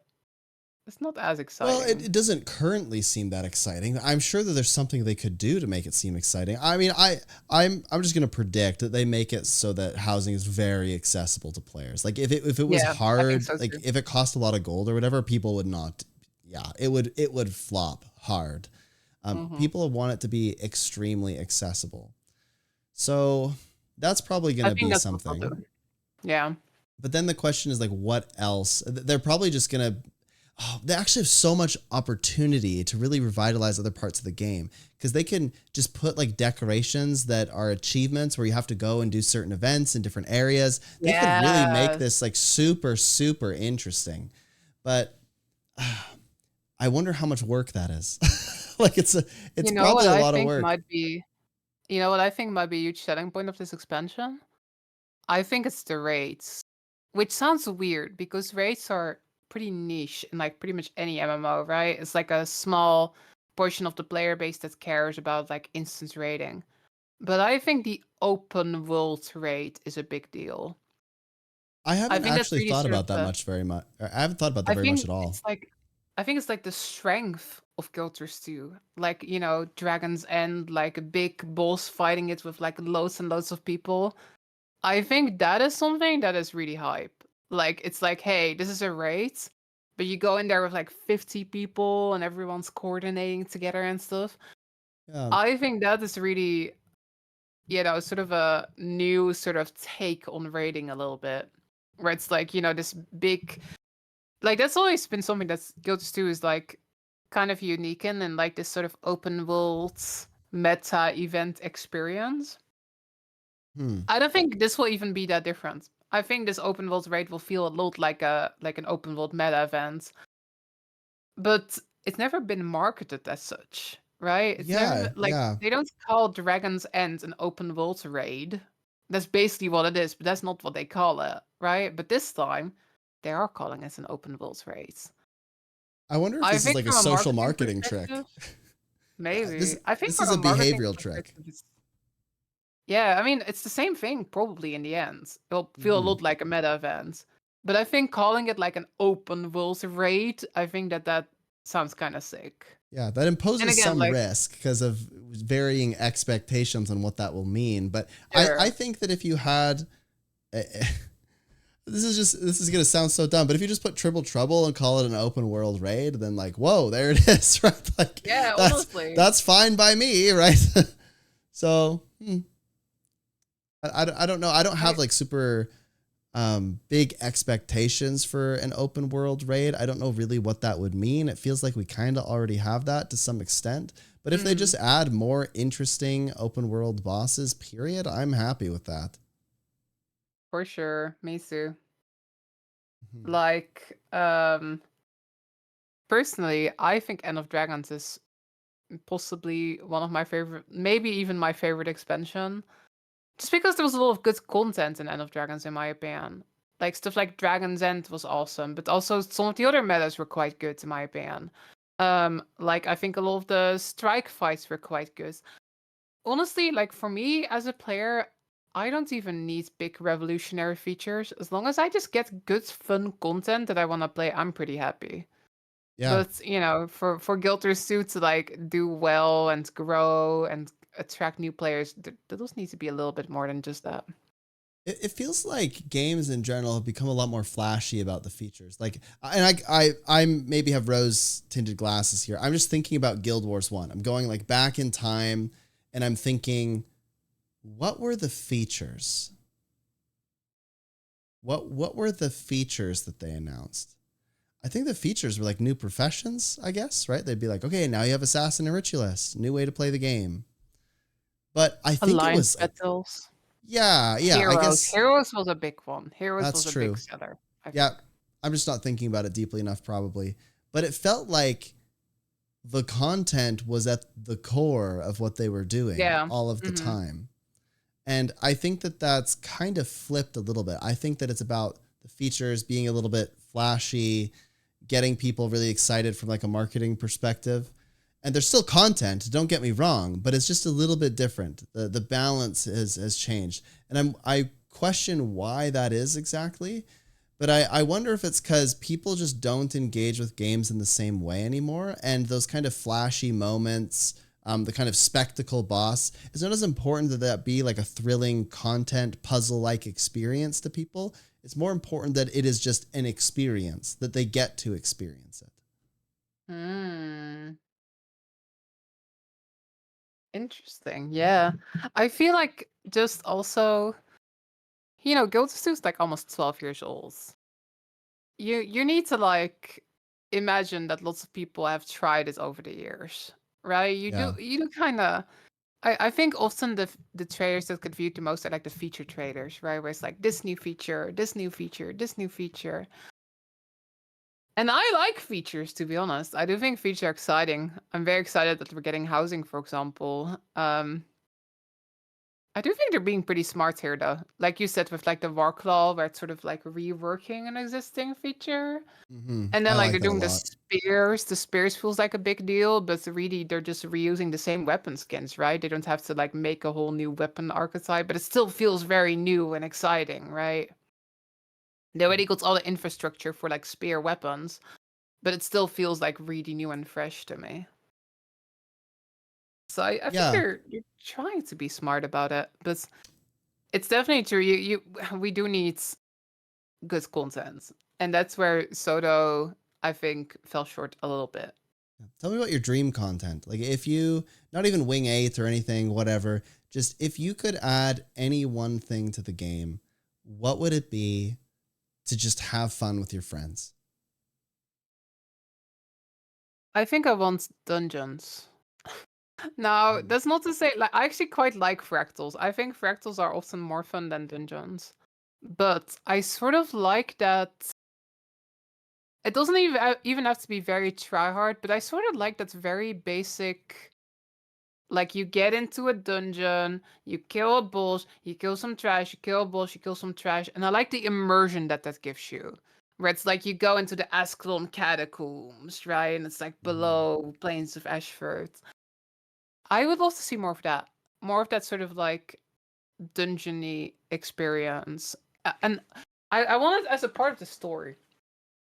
Yeah. That might sound I silly, always but thought they were going to do that with Dragon Response missions, but then Dragon Response yeah. missions flopped so hard that they like, I they honestly, never returned to it. I want. Okay, this is actually gonna get me cancelled, but I want Dragon Response missions to come back. But Can we just the thing rebrand is, though? no, the thing. Oh, absolutely, they can't call them that again. But I think that the concept makes sense, but I think there were a lot of like issues with the way that it, the way it was implemented. The fact that we got them instead of like regular story content, the fact that we got 10 in a row, everyone got like really tired of them. They weren't super polished. And then they all had like the pre-events, which is Yeah. like really boring. It's like you're doing a hard quest kind of. Yeah, I think the idea that you could essentially go into a public instance for story was very Yes, cool, right? I liked that's what that I part of like. it. I thought that the CMs were extremely cringe. Like they were not good at all. In fact, I probably, if I were to add that back into the game, I probably just wouldn't do CMs. I would probably Almost, just yeah. make it a Mm. part of the story. Essentially, it's a dungeon that's a part of the story that's 5-player that you can jump into a public instance for. Yeah, I I wouldn't I like care the that much after concept that. of like it's a story instance where you fight some stuff, you fight some bosses, you go in with other people, and it feels like it's part of the story. Because Yeah, there's so much work they pour into story, right? Like making these story instances, but nobody really replaced them, right? Like you play story, maybe you play it once more to get achievements, and then you're done, right? There's not they pour a lot of research into content that's basically like a one-off, right? I yeah, would love if from now on every story patch contains one dungeon. Or honestly, if you want to keep it in Guild Wars 1 terms, call it a mission. I yeah. think that works too. Like, just have like one instance, you get in there, it matches you with some other people, maybe even have henchmen. Maybe make that an option where you'll just have like AI players with you.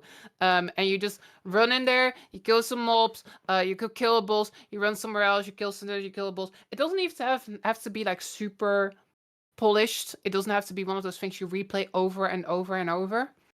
But that's an experience I think I miss in Guild Wars 2. I like dungeons and a lot of other MMOs, and don't get me wrong, I love fractals. I run fractals all the time, working on my fractal goddess title. But I think there's a lot of potential in like replayable story with other people or maybe with AI that feels kind of cool. And you're Mhm. like going in there, you're fighting some stuff, and when DRMs got announced, I was like, this is so cool. This is what I wanted. But then there were just a couple of issues with them. They did 10 of them in a row. They did the pre-event thing. They felt pretty unpolished. There were a lot of bugs on a lot of these bosses. I think if you cut out the pre-event and you just do one every once in a while, and you also maybe give them pretty good rewards, you just call it a dungeon. I don't know. I think that's Yeah. a feature I would love to see. Dungeons have a lot of depth, and I think that that's why dungeons are so interesting. But I don't know. We may never see dungeons again, but I'm gonna make a prediction. Next here we go. expansion, dungeon, it's happening. Whoa. If that happens, will you role play as a slug? No, no, why would I do that? That's if I say they're never doing dungeons again, and then they do it. No, I am hopeful. No, no, no. I Oh don't know. yeah, I do don't make think the same mistake that I they did. listen to what people want, though. You know, people are like, we all want a raid, and then they actually do a raid. You know, people are like, where's Soja? We want Soja, and then they do Soja. I think they very much look for those kind of things where people want it, and I think a lot of people say they want dungeons, so I wouldn't be surprised if Dungeons returns next expansion.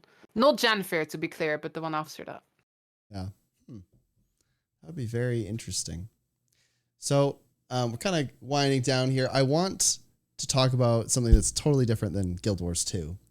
I just want your perspective as an indie game dev. I want you to tell me about your game, why you love it, why you're passionate about it, like what you're kind of thinking about that. I just want to kind of get in your head about that because I know nothing about designing a game, and I've always thought it would be so cool, but I just have no concept of like how that all works and the work and effort and passion that goes into it. Just tell me about your game. Interesting. That's fun. I like this question. So I went to university for like computer science and like game dev stuff. And after I was done, um, I was like, I wanna like work in the industry. But I realized really quickly that I wanted to like make my own thing. I was like, I don't want to just like program a game. I want to make a game. I want to create something, right? I want to like come up with this idea in my head and then make it to reality, right? I don't just want to do the coding, but I also want to do like the pixel art. I want to do the music. I want to write the story. I want to come up with the feature sets. I want to like design the whole thing. And that's kind of ambitious doing all of that by yourself, right? That's a lot of different things. But that's the sort of stuff I like. I've recently been like learning how to draw. I play a lot of piano. I try to write stories and stuff. I'm like that's jack of all trades, master of none kind of person. I like, just all the different aspects of it. So it's like, I guess I'll try to do that. And I'd been making games for a long time. When I was like a kid, I would like make stuff in like RPG Maker. And then I made some games like during university and stuff. And I was like, I'm gonna take all that I have learned and make like my own sort of dream RPG. Now the thing is, I would love to make an MMO because I love MMOs, but there's no way you're gonna make an MMO by yourself. That's not. Oh yeah, it's possible. That's like the trap indie devs fall into, where they're like, I'll make an MMO, and it's never gonna happen. But I thought to myself, like, there's games out there like Minecraft. There's games out there like Terraria, right? Where you've sort of got like a multiplayer game, but it's small scale. So instead of having like 1,000 players, you've got like maybe 4 players, right? You've got this sort of small server. And then I thought to myself, like, oh, I guess I want to make not an MMO RPG, but like an SMO RPG. Not a massive multiplayer RPG, but a small multiplayer RPG. And then I started thinking about that concept. I was like, what happens when you sort of like try to make an MMO, but it's only 5 players? What happens if you do that? What are the implications of that? And I think that's really interesting, because suddenly there's all these things that you wouldn't be able to do in an MMO. Like in an MMO, you can't let players blow up a town, because like all the other players will be mad, right? You can't. They're out make here it just so be like, you should blow up a town. that's the idea of my game, that you should be able to do that. So it's like, what happens if you do that stuff, right? Like, in an MMO, you've got housing often, and then like 1 million people have the same house, right? In my little game, again, it's a 2D top-down like little RPG. The idea is like, if you buy that house, that's your house. Nobody else is getting that house, right? Like you.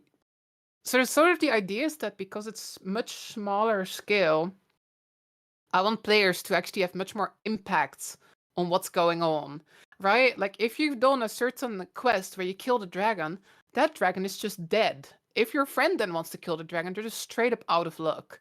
That sounds like terrible game design, right? In an MMO, you would never do that. All the players would be mad. It would be like, I want to kill the dragon too. But I think there's 1 million games out there.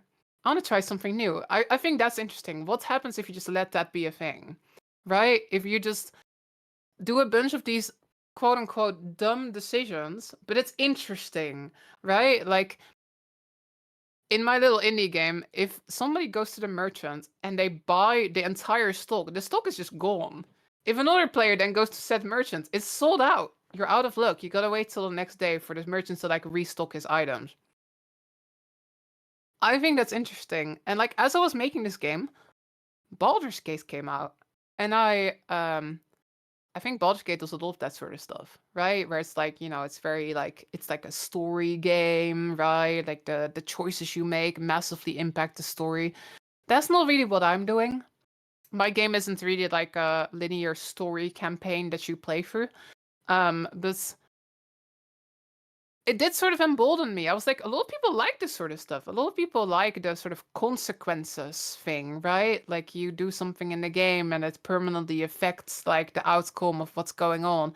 So I'm sort of experimenting with Timberwinds. That's the name of my game.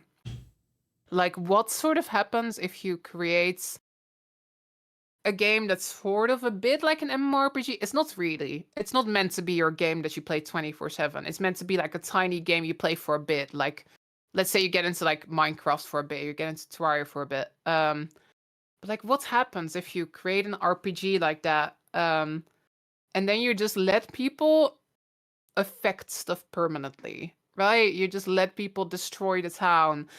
You kill the dragon and the dragon is dead. I think that stuff is fun. I like the idea of like, hey, there's a dragon on a mountain, and then a party of players goes and kills it. And then the NPCs in the town will forever tell that story, right? If another player goes to that same town, they're like, oh, mighty Snapzor came to the town and defeated the dragon 60 years ago. That's sort of the concept of what I want to do. I That's want to super cool. I like that. yeah, exactly. I think that's interesting. Because again, I love MMORPGs, and my game is like inspired by sort of a lot of greatest hits games that I like. Um, it's like a 2D top-down game, but like for example, I like stuff how in Dark Souls you've got like a flask, right? You've got like no health regeneration, but you gotta be a bit tactical. You gotta like drink this flask. My game is called Flasks like that, right? I always like the soundtrack in RuneScape with like the MIDI noises. So my music is very MIDI noises, right? There's a lot of things from different games that I find inspiring where I'm like, hey, this is so cool.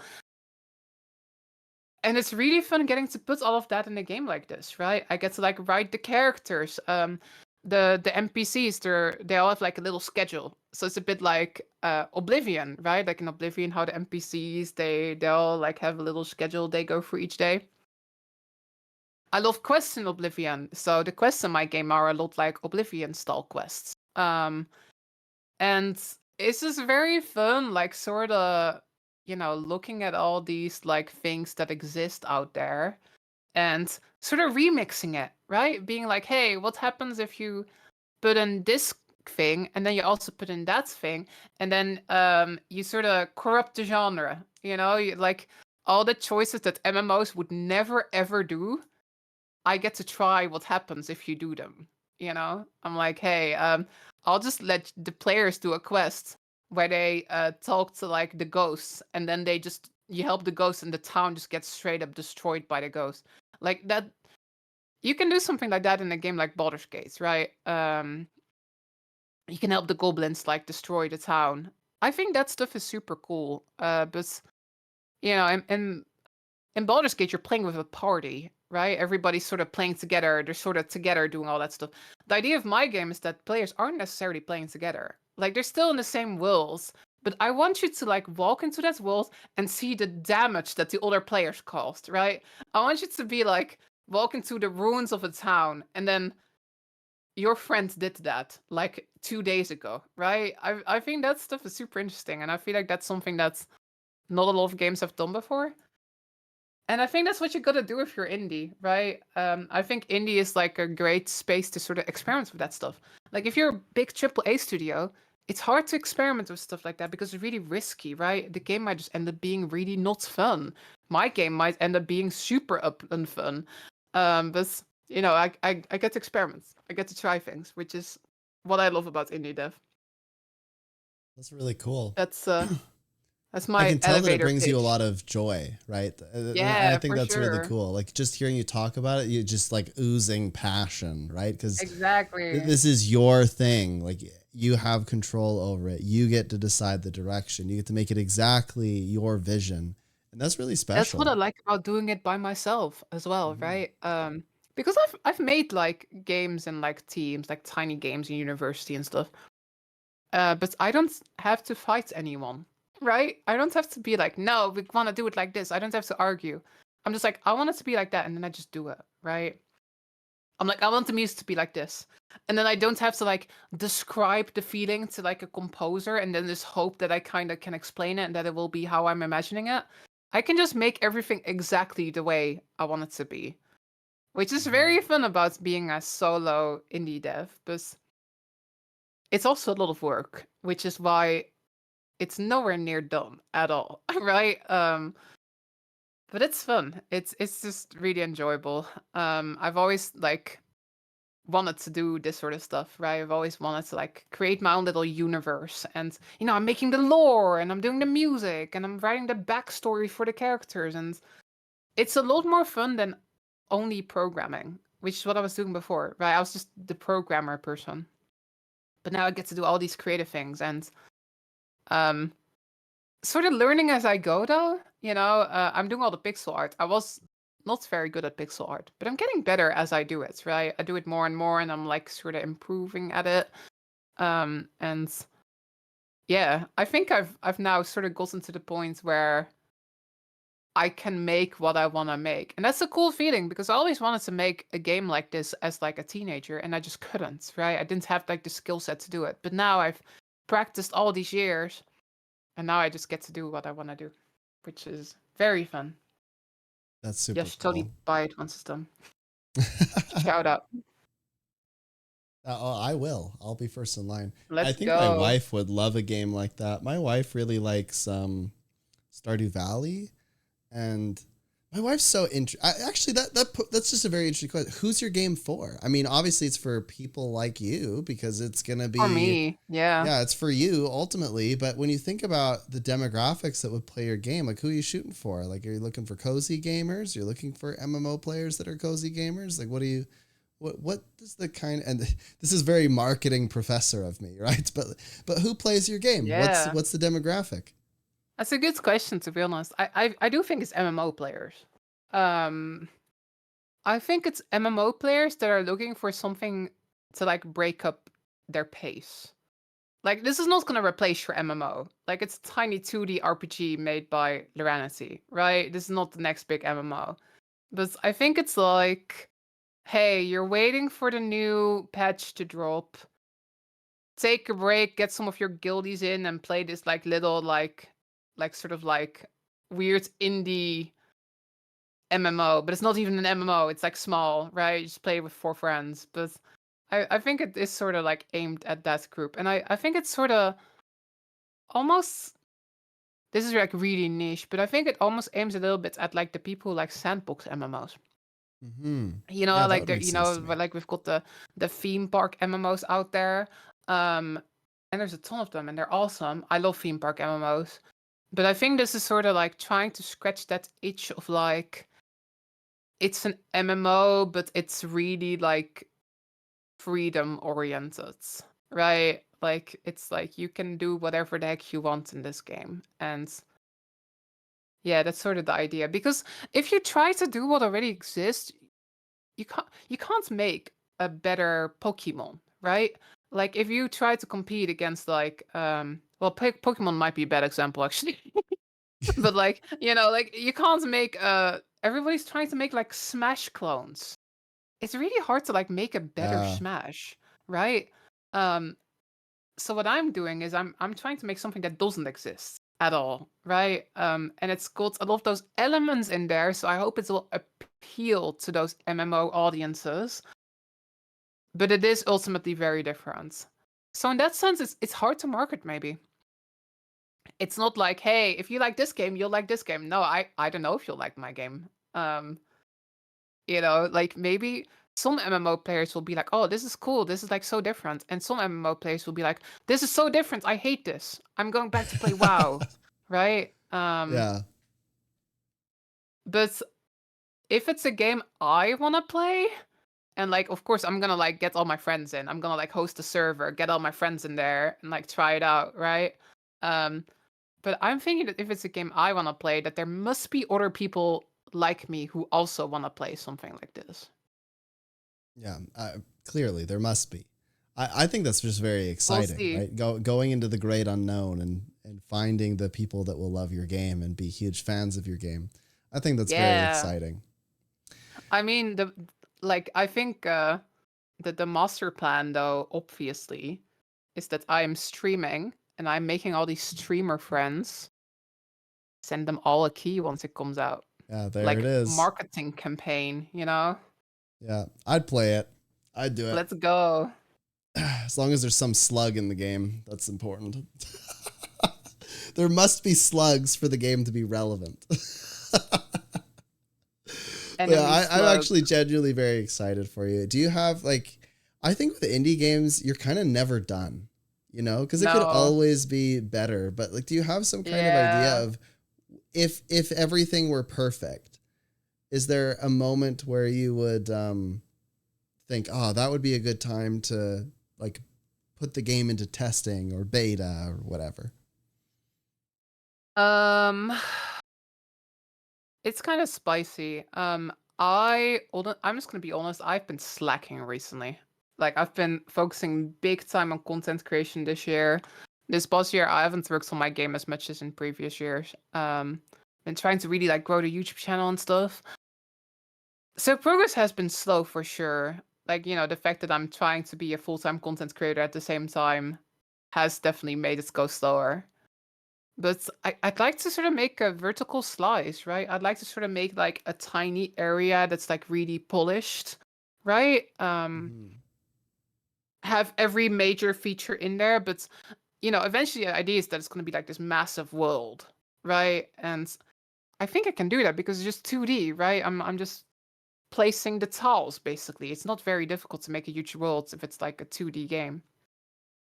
Well, not to like disregard 2D, but like, I use like these building blocks. I can build stuff really quickly. But I'd like to make like one tiny slice of like what represents the game. Like all the major features are in there, a certain amount of quests are in there.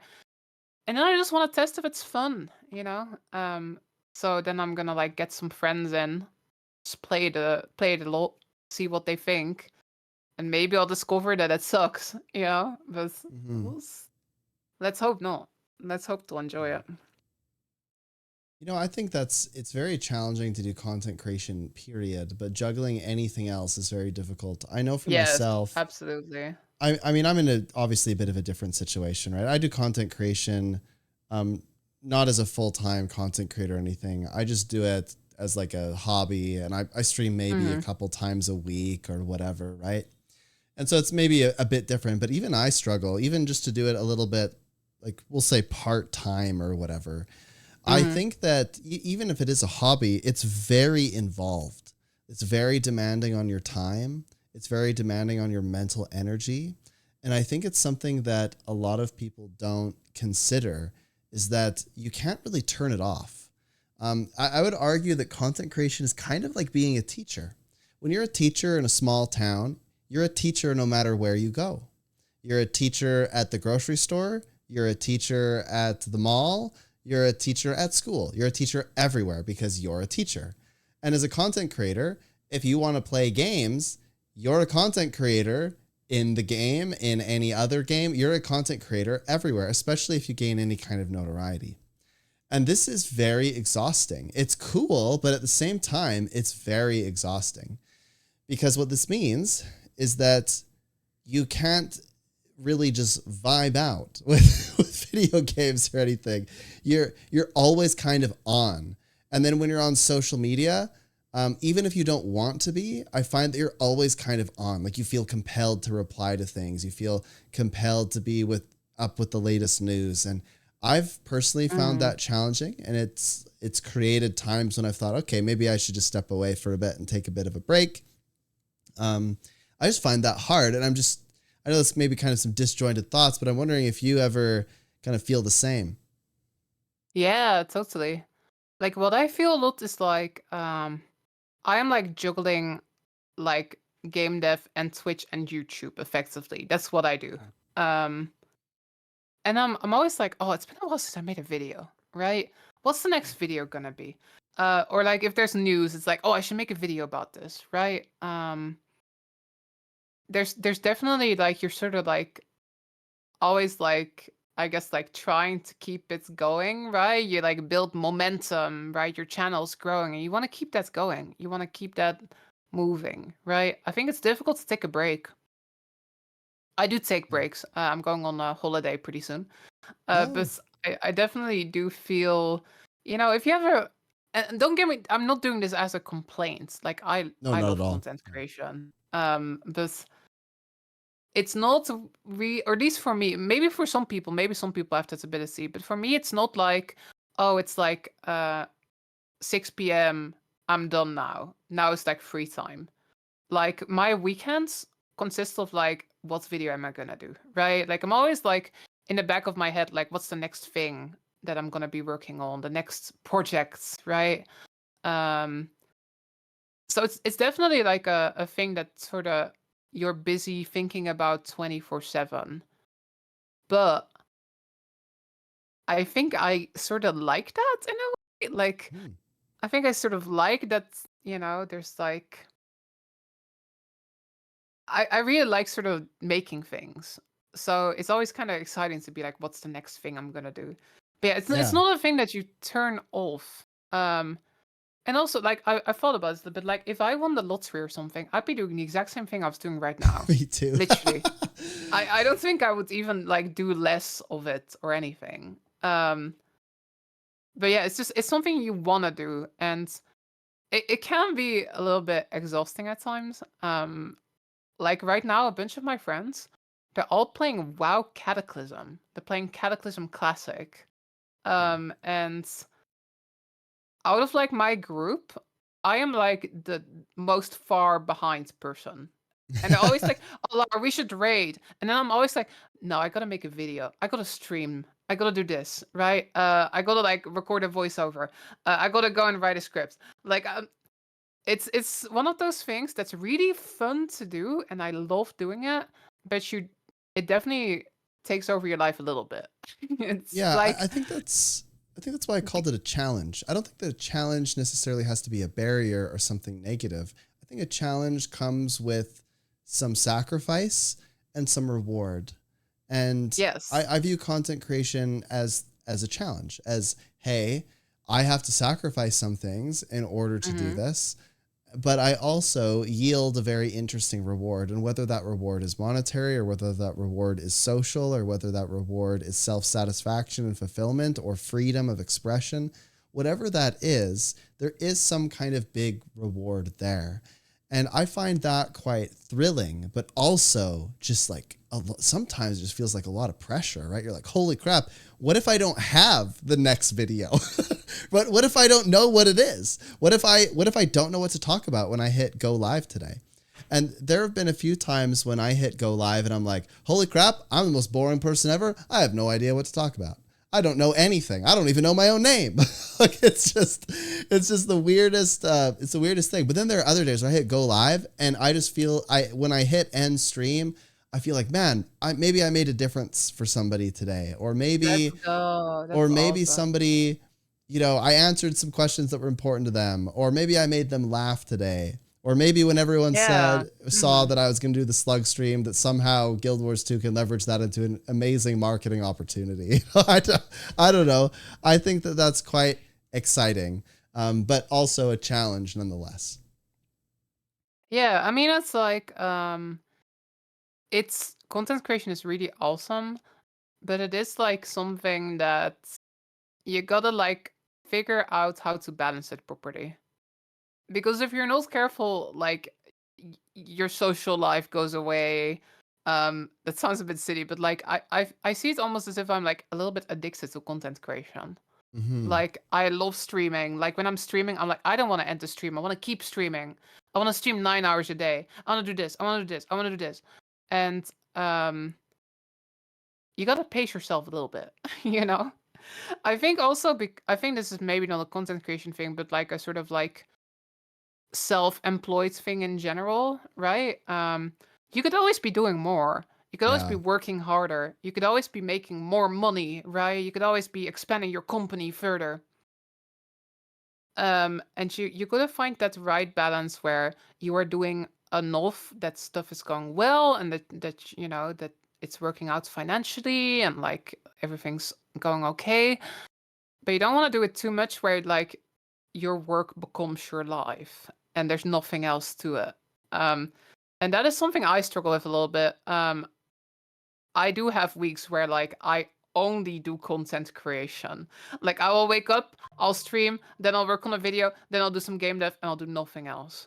And that's really fun, but it's also not very healthy long term, right? You also gotta go outside. You gotta hang out with some friends. You gotta do some other stuff too. And I think it's one of those things you get better at, though. I should do it more.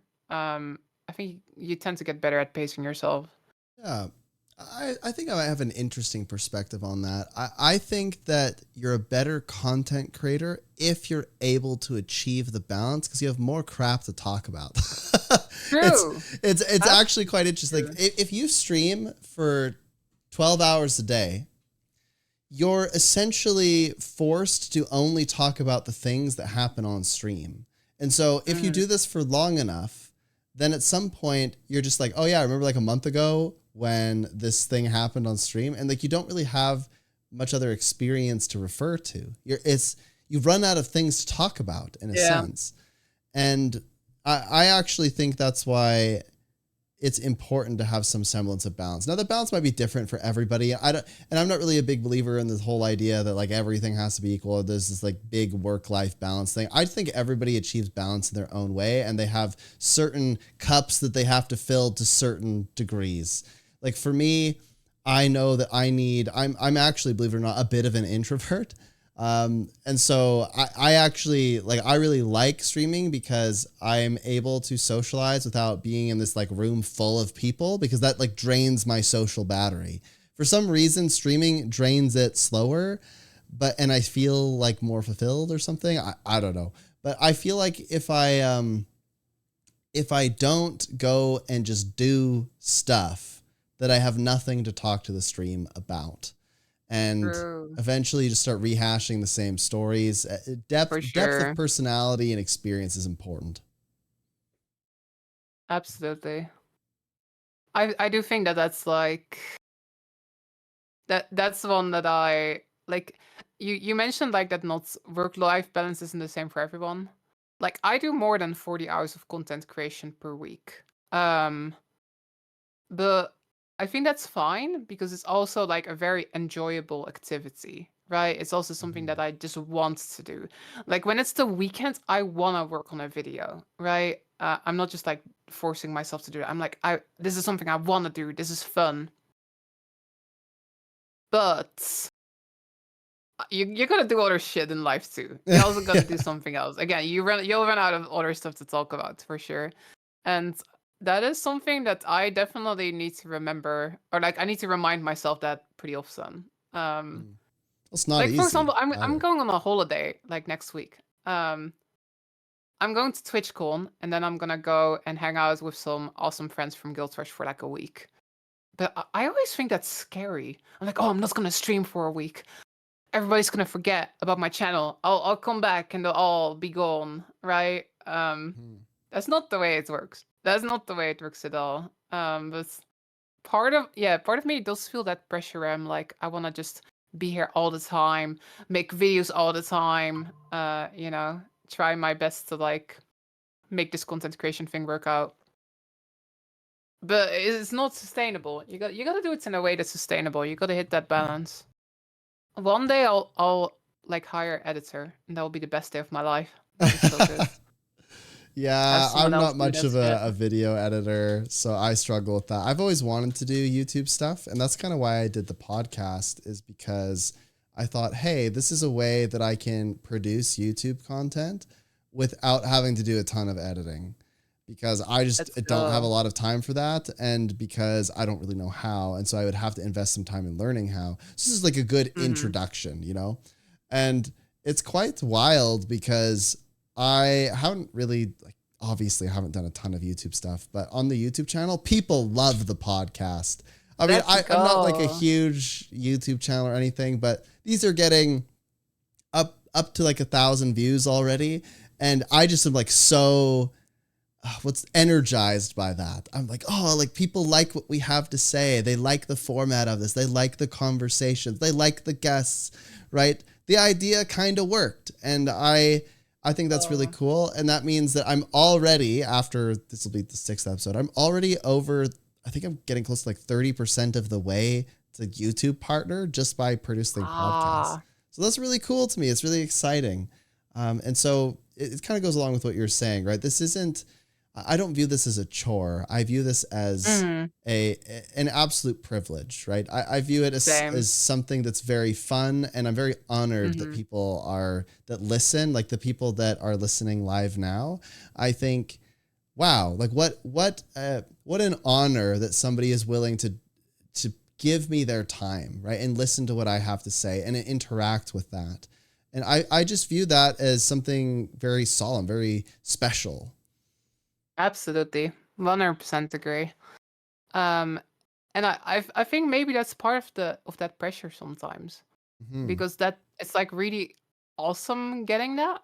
It's like I used to stream for years with 0 viewers. Well, it was 1 viewer, but it was me, right? And then sometimes that counter would go to 2. And I would get like really excited. I'd be like, there's somebody watching. And I was like, fake it till you make it. I was constantly acting like, I was like, yo, we're gonna go do this now. And then there was like nobody watching at all, right? Mhm. So the fact that there's now people watching is like a dream, right? So part of me is like, I wanna like do this really well and make like really cool videos and make sure that this stays around, right? I don't want to lose this, if it makes sense, because it's so much fun. I love Yeah. like doing content creation. So And cool. you're absolutely right, though. It's like a huge like it's an honor really getting to do that stuff, and it's something that I definitely dreamt about for like years, and it's kind of awesome that we actually get to do this now. Definitely. All right. Well, we've hit the 2 hour mark almost exactly. This has been such a special episode. I'm really grateful that you were willing to hop on here and have the conversation with me. I think we talked about a Awesome. lot of like a big variety of topics, real Yeah, life, it guild was wars, good. all of the stuffs. I'm really, really happy that you came on. Just give maybe a bit of a self shill. Tell us where we can find you, what you're working on, what you're excited about, and then we'll close her out. Are you excited about Janthir Wilds because there's bears? For all the audio listeners, I'm having a bear on my lap right now. He's really cute. Then you should watch my Twitch stream where we are covering all the news of the New Codes 2 expansion, and we're obviously gonna be playing a lot as well. I stream over at twitch.tv/Rancy and also make videos over at youtube.com/Rancy. That's it. Yeah, Okay. it's gonna be good. Also, I have a cute cat. You should not watch for me, watch for him. That's the person you should watch.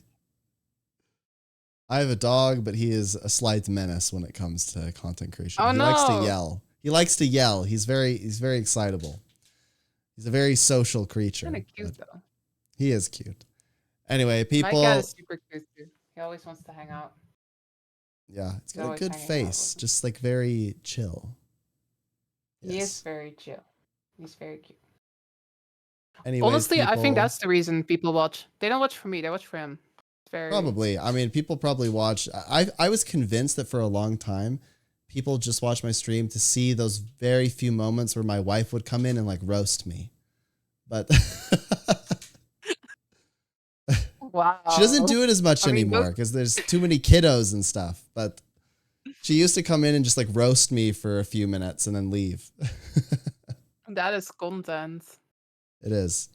Anyways, thank you again so much for coming on the Last Poll podcast, people. If you've made it this far, don't forget to subscribe, click the links in the description, hit all those buttons. And we're so honored that you are watching and listening, either on YouTube or Spotify or wherever. And until next time, we'll catch you later. Bye. Bye bye.